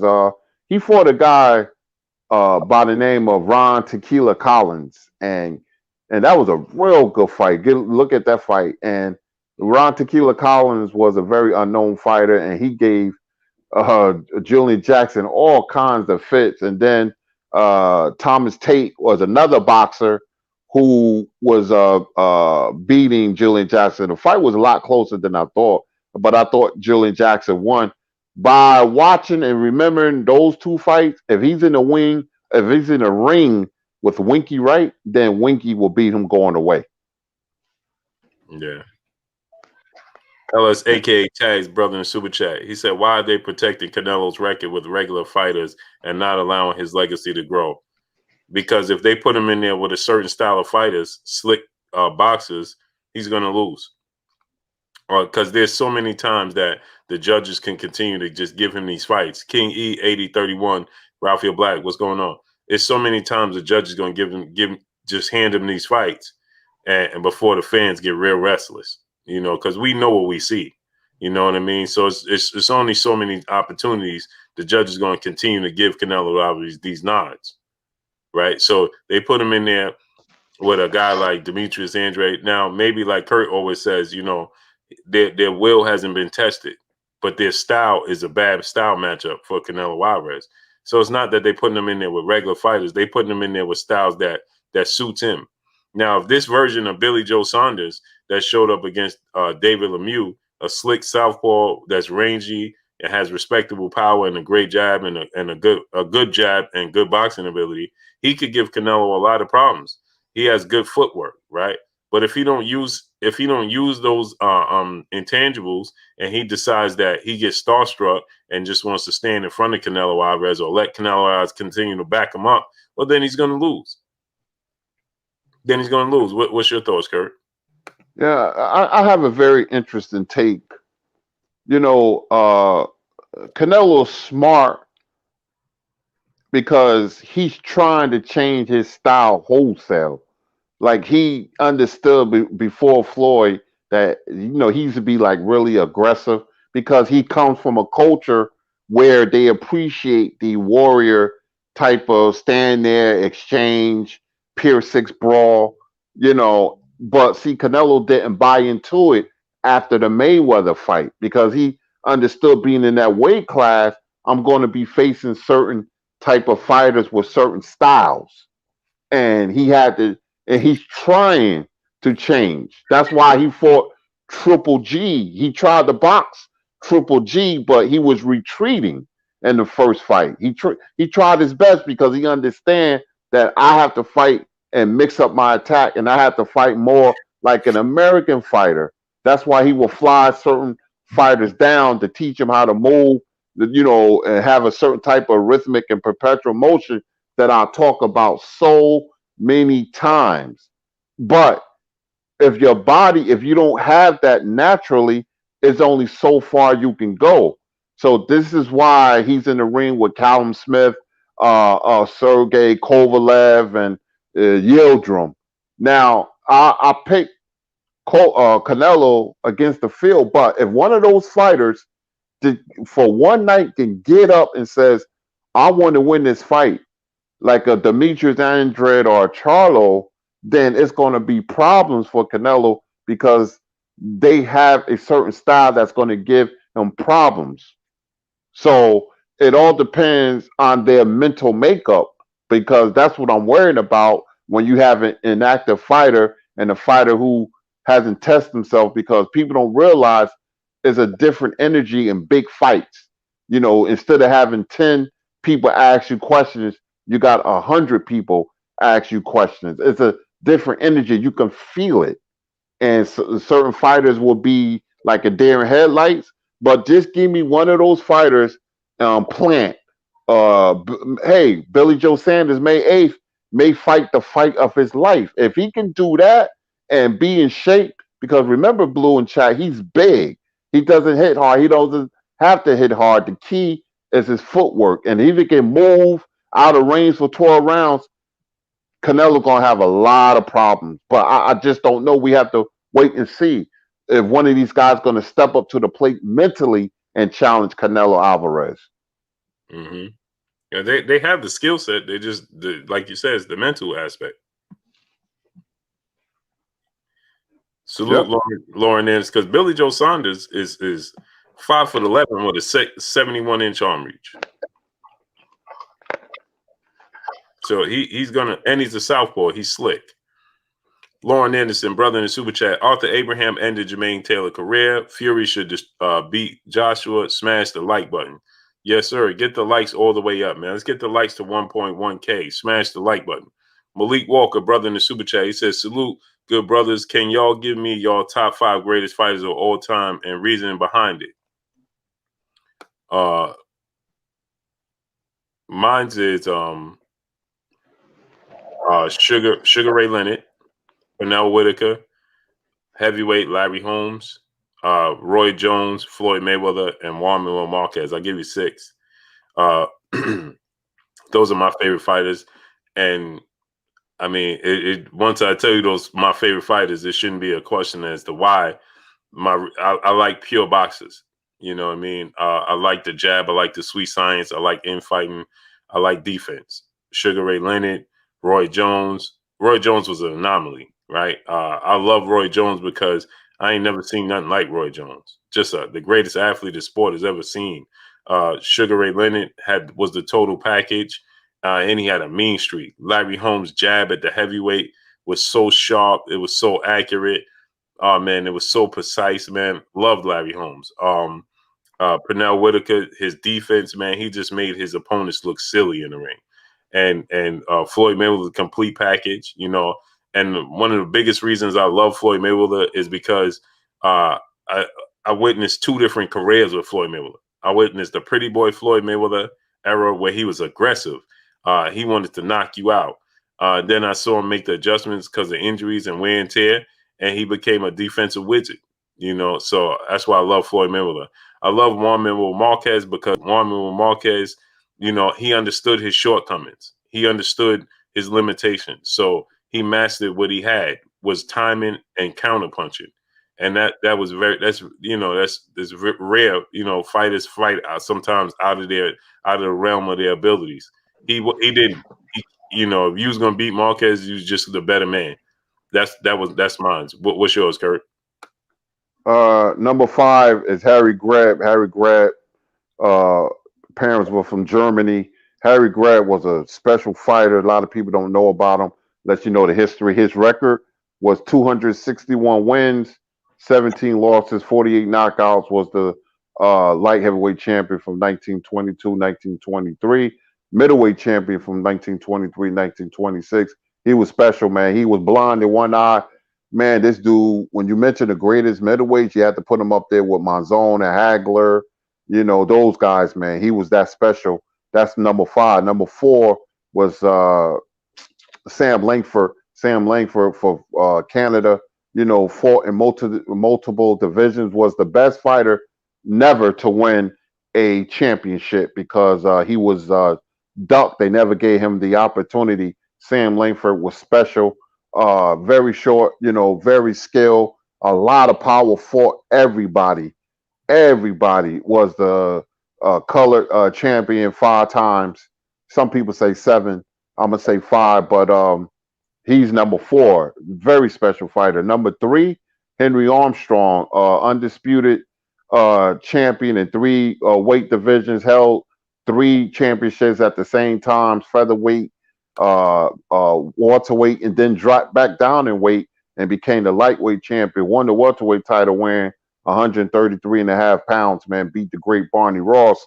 He's number 3. Number 2, Muhammad Ali. Need I say more? Never seen speed and agility like that from a heavyweight. Move like a super middleweight. He's the glide around the ring, man. You look at the Cleveland Williams fight. That was him at his best. At his best, man. He was so great. And remember, 3 years he was suspended. They robbed us of his greatest, attribute when he was in his prime, from 67 to 70. The greatest heavyweight I ever seen in my life. And number 1, of course, Sugar Ray Robinson. Need I say more? In his prime, 1940, 1951, he was 129-1 with 85 knockouts, 85-0, 69 as an amateur with 40 knockouts. Undefeated as an amateur. And Sugar Ray Robinson was just a very special fighter. I never seen the speed and power of a fighter like that, man. His left hook, when you talk about left hooks, a lot of people don't mention his left hook, but when you go on YouTube and put in Sugar Ray Robinson knockouts, and then you see what I'm talking about. I got him at number 1, Sugar Ray Robinson. Mm-hmm. Stu Baby Love TV, what's going on with y'all? Smash the like button, people. Get the likes to 1.1K. Let's get them likes up to 1.1K. Percy Moore, brother in the super chat. In the armed forces, he said people pay attention to the knowledge and wisdom these 2 gentlemen are spitting. Not too many in the game doing this. Respect from our armed forces. Salute to you, great brother. And we appreciate you and what you're doing out there for us, man. Much love to you and be safe, man. Yes, sir. Trucking through traffic. What's going on with you, great brother? So Kurt is obviously a little older than me. I'm a young fella. Yeah, I'm getting up there, man. I can't believe it because real quick, my friend be like, "Hey, remember we went to the party, this and that party?" And I'll be like, "Yeah, what year was that?" 2002. I'm like, "What?" I said, "That was almost 20 years ago." And man, enjoy your life, everybody, man, because it goes fast. I went from wearing gaiters and diamonds and linen suits to wearing dollar store from the moccasins and old Pittsburgh Steelers sweatpants sitting on the couch. Yep. I'm the same way, Kurt. Every once in a while, I try to take it back and get dressed and get up out of here, man. Firefox 122, what's going on? Alex York, Tony Ayo, he said, who's Terrence Crawford fighting? We're gonna get into that in a second. C Love, what's going on? Smash the like button, people. Let's get the likes to 1.1K.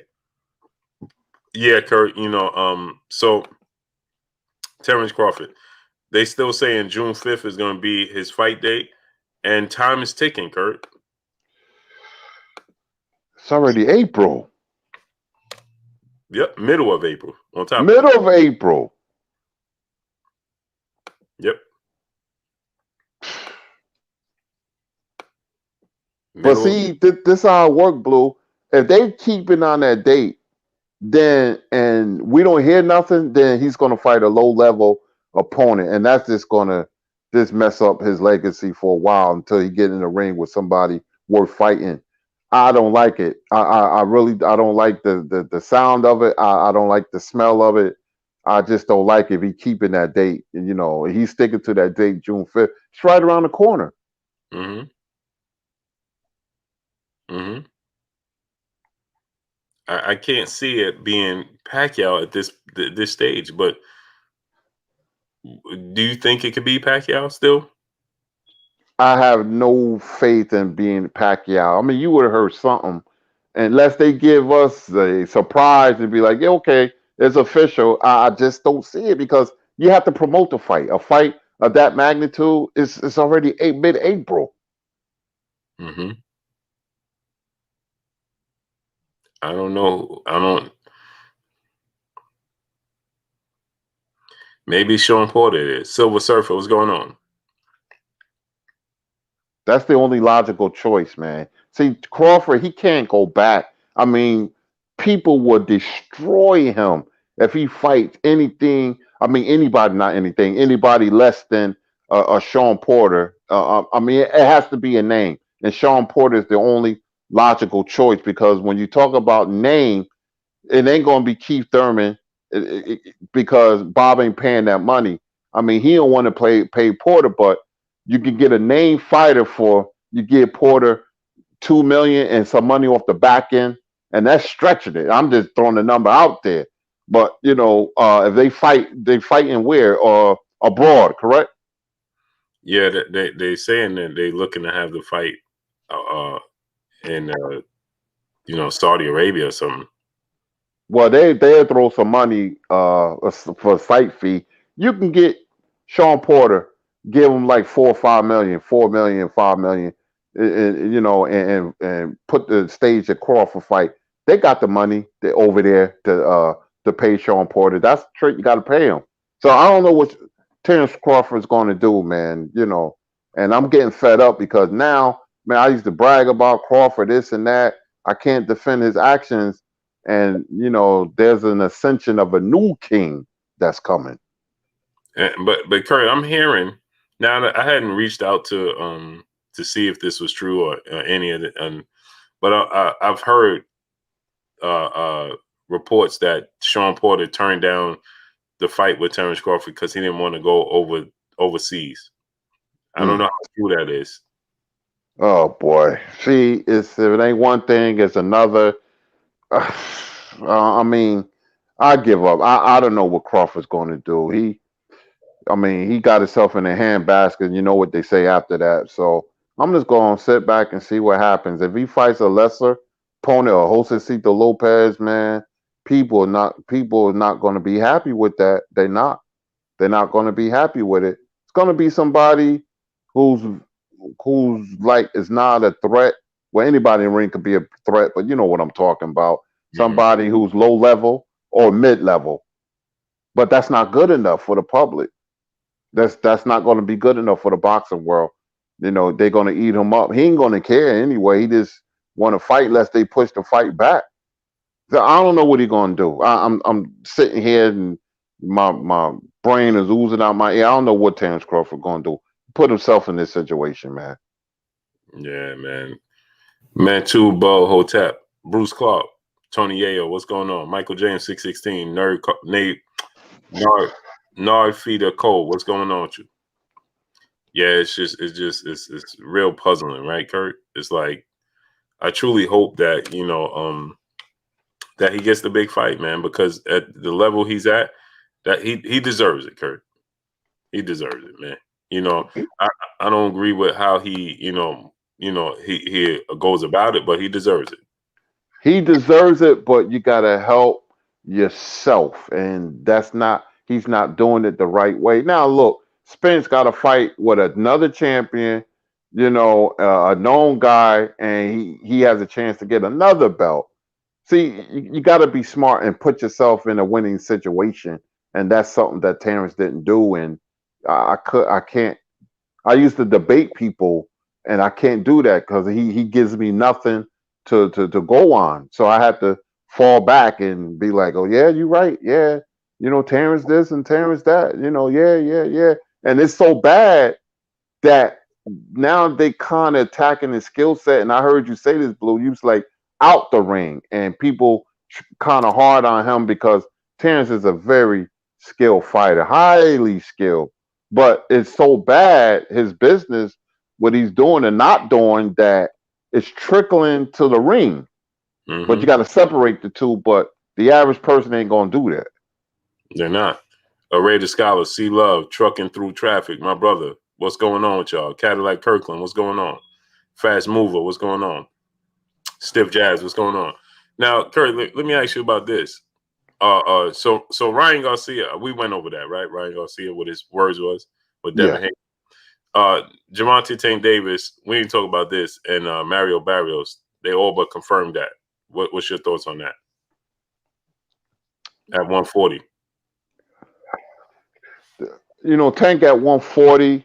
I want to see if he has the same effect on his opponent than he do at 130, because some fighters, most fighters, when they move up, they lose something.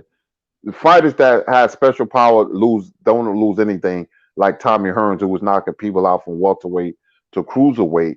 I want to see if Tank can knock people out at 140, because if not, see him being a short fighter, Blue and chat. Hey, Kurt, just take over for 1 second. I'll be right back.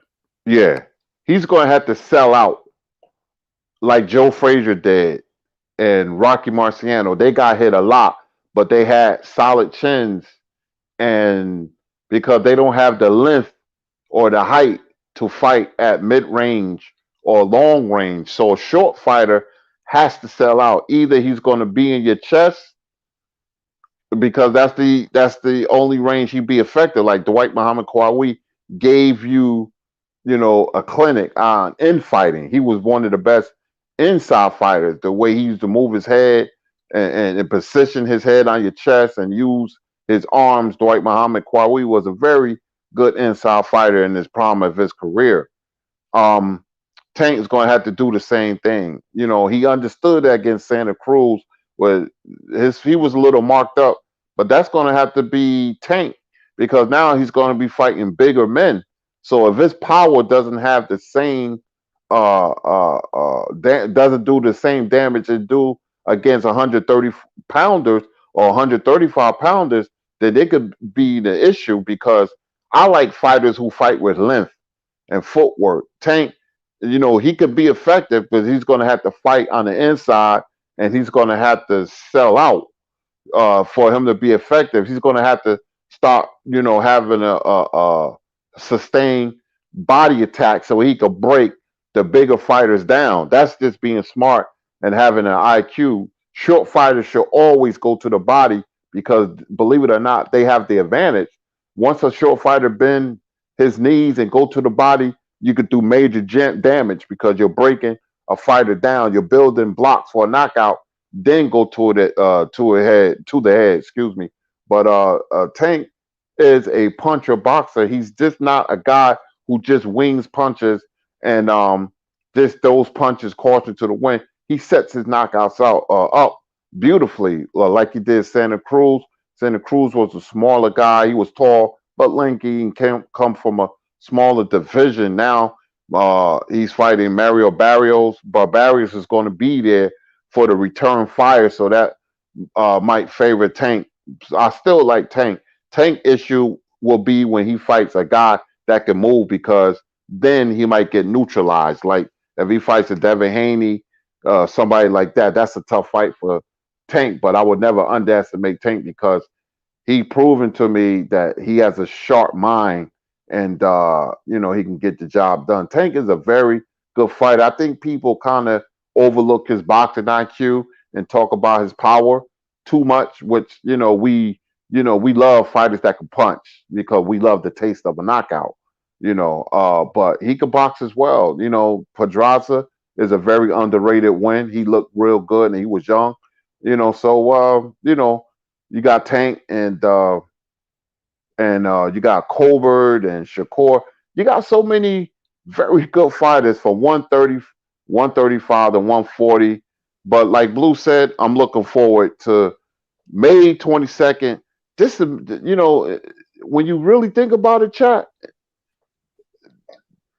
like May, June, July, August can be a really good months for boxing because I think very slowly we're going to start getting these fights. But May 8th is Canelo and Billy Joe Sanders. That will be what? That's what, 3 weeks? Is it? It might be. Yeah. 3 weeks. Wow. Yep. That fight will be. I'm looking forward to that. And then a couple of weeks later, you got the fight that I'm looking to the most, and that's Taylor Ramirez because that's a true 50-50 fight. But I'm gonna tell you, Taylor better watch out for Ramirez's left hook. He has a very good left hook. Mm-hmm. See, Love, he said, smash that like button, people. Get the likes all the way up. Let's get the likes to 1.1K. Get the likes up to 1.1K. Smash the like button. He said, can Regis Prograis beat Tank? Yeah, he can. He's big. He has power, but, yeah, he can beat Tank. Will he? That's a fight I haven't really thought about. But I think that Tank, Regis Prograis defensively have these laps. I don't know. I have to really think about that. Fred Creech, what's going on? But what's your thoughts on that, Kurt? Regis. Man, I never thought about that fight. That's a weird, awkward fight, but it's a good fight because I never put the two together. Regis is big. I don't 140. That should be the limit for Tank because weight does make a difference. Because, like I said, you can knock people out at 130, 140. You can hit people instead of one time. You got to hit them 3 or 4 times, but you get hit in return. And like you said, Regis had lapses on defense. I thought he would fight better against Josh Taylor for some reason. I thought he was a little better than that, even though it was a close fight. But I thought he would perform better. I don't know, man. I can't call it. I don't know. That's a tough fight for Tank because Regis is big, and I think if he hit Tank, he gonna hurt Tank. Yeah. But I'm not picking Regis, but it's a tough fight. I gotta think about that one. It's a weird type of fight, right? It's like I never thought about it because Regis style, it's like, I just feel like Tank would hit him a lot. You know what I mean? That's what I want to know, if he can hurt 140 pounders like he can hurt 130, 135 pounders. And that's what I want to see. And when we saw Tank in there with a slightly bigger guy in Gamboa, his punching power wasn't the same. That's what I keep thinking about. That the fight is flashing in my head. It wasn't the same. Right. And Regis is bigger than Gamboa. And Regis is an underrated body puncher. Right. Yeah, and he has power. And Gamboa is 5'5", Kurt. So he's a small guy, man. He's 5'5" with a 65-inch arm reach. He's the same size as Tank. I think the Mayweather team picking Barrios because he's going to be right there to be hit. That's what they banking on. But he's going to stay away from fighters who can move, and like Devin Haney would not be a good matchup for Tank at all. But they picking Mario Barrios because they want Mario Barrios to be in a firefight with Tank Davis. And Mario Barrios, man, he has power in both hands, but he don't have one punch knockout power. It's accumulation punching. But he's big, 5'10" with a 71-inch arm reach, Kurt. If he uses his height and his reach, what if he decides to just use his height and his reach like Maurice Hooker did against Carl Frampton? He going Heron. He's gonna have to sell out because he's a short fighter, the way Frazier and Marciano did. Because it's science. You can't. You don't have the reach or the height, so you're gonna have to be in his chest or close to it. You're gonna have to sell out. You're gonna have to take some punches to land your bombs because there's no other way you can win. Mm-hmm. You'll lose a decision. Yeah, Exactly. LS, aka Tags brother, back in the super chat. Been a minute since we seen you, great brother. I'm glad to see you here, man. He said your top 5 new boxes. Oh, in order. Um, in order. In order or no order? Well, I guess I'll go in order. I would say Virgil Ortiz at 5. I would have Virgil Ortiz at 5. I'm real interested in I like Teofimo Lopez too. So I would say Virgil Ortiz at 5. I would say Tank at 4. I would say Shakur Stevenson at 3. I would say Devin Haney at 2 and Jaron Ennis at 1. That's my 5 right now. You know, and there's a lot of guys like Teofimo Lopez I'm interested in, you know, but yeah, that would be my 5. What's yours, Kurt? Now he's saying new fighters or fighters that's today best or favorite. He's saying the new fighters, these new crop of guys. Jaron Ennis number 1. I like Shakur Stevenson number 2. Chris Colbert number 3. Number 4, I will take Virgil Ortiz. And number 5,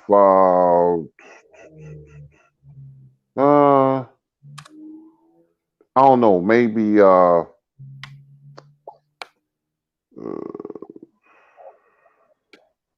don't know. What's the light heavyweight? The knockout artist? What about Devin Haney? Yeah, how can I forget Haney? I thought I said Haney. How can I? Sorry, Devin. Devin Haney. Man, I forgot about that. Man, I thought I just named him. I thought it just rolled off my tongue. Oh, okay. No, you talking about Edgar Berlanga? Yeah, he's number because he's excited. You always need a guy that brings the excitement. You know, they use him right. He could be a star, but we don't know how good he is. But he might be in a tough fight his next fight. I want to see. Oh yeah, man, I got to take first. I forgot about Truck. Yeah, Truck is my guy. That's family right there, man. Yeah, Truck, man. Truck get ring fight. Matter of fact, man, my brain be all over the place, man. Salute to brother, peace be free in the super chat. Can anybody beat Boots? Yeah, Errol Spence and Terrence Crawford right now could beat him. Right now they could beat him. Truck get ring fight, Kurt. When he's fighting? Hold on, let me look. Oh man, I think it might be April 24th. Man. I like when fights sneak up on us. I like that. Yeah, man, I'll forget that. Unbelievable, man. Yeah, Truck is gonna fight, and he's fighting on Triller.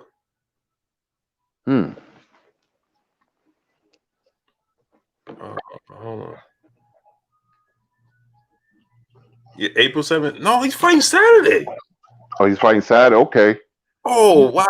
Are you getting that card? You ordering that Triller card? Yeah, I got to now.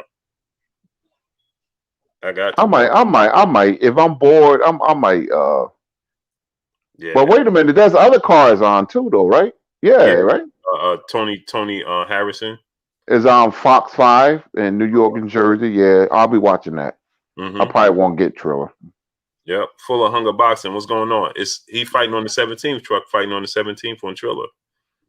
Yep, this Saturday. So he said, "Peace be free." He said, "Can anybody beat Boots, Kurt?" Well, you know, I will favor Spence and Crawford, but I'll tell you, if you put them in the ring right now, woof! To me, Ennis is so special. Naturally, but his experience, that's the only thing I'm worrying about. And he has time on his side. Like I said, the ascension of a new king. But the year from now, he's beating everybody. And including Spencer Crawford, because Spencer Crawford right now is in their prime, and it's not going to be easy. They ain't laying down for anybody, including Ennis. But Ennis is naturally gifted, and he's only going to get better. He's 23, and another year from now, everybody's getting it. Mm-hmm. I don't care who it is, Spence, Crawford, Ortiz, whoever. Mm-hmm. DeHaven Alexander, what's going on with you, great brother? Percy Moore said in the super chat, salute to the great brother Percy Moore in the super chat. He said, if Errol Spence Jr. wins the WBA title from Ugas and Bud fights at Bum, can Errol Spence Jr. ask for 70-30? Oh, yeah. He well in his right. He well in his right. What you think, Kurt?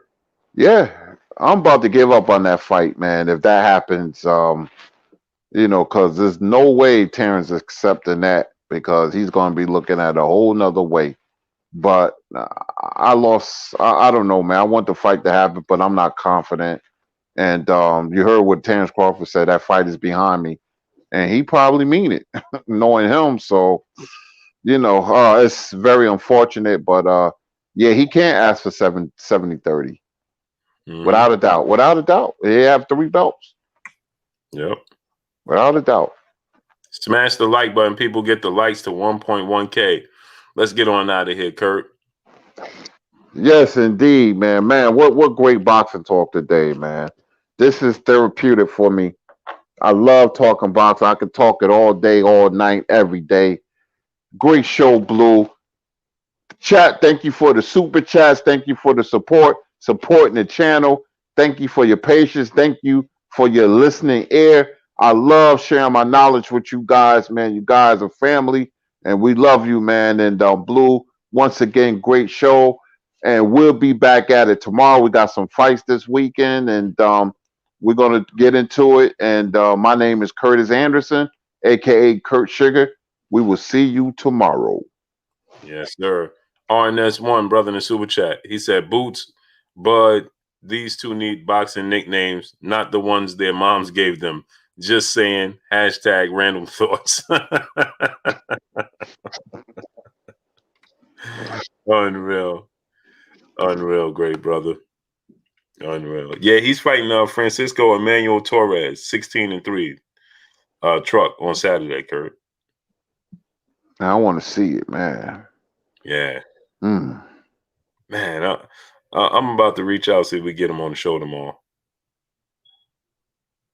Yes, sir. Yeah, let's see if we get him on the show tomorrow. But go support the brother, great brother Terrence Bailey Sr., man. Bugatti Biggs, what's going on with you? Go support the great brother Terrence Bailey Sr. On the Mic with Terrence Bailey Sr. Go subscribe to On the Mic with Terrence Bailey Sr. Also, he has a historic event coming up. Operation Frederick Douglass on the Hill is a historic mural being painted by world famous artist Michael Rosado and commissioned by Frederick Douglass family. It will be placed in the oldest African American community in the United States, in the Hill community of Eastern Maryland, to be unveiled this summer. Please support the effort by donating to the $50,000 goal.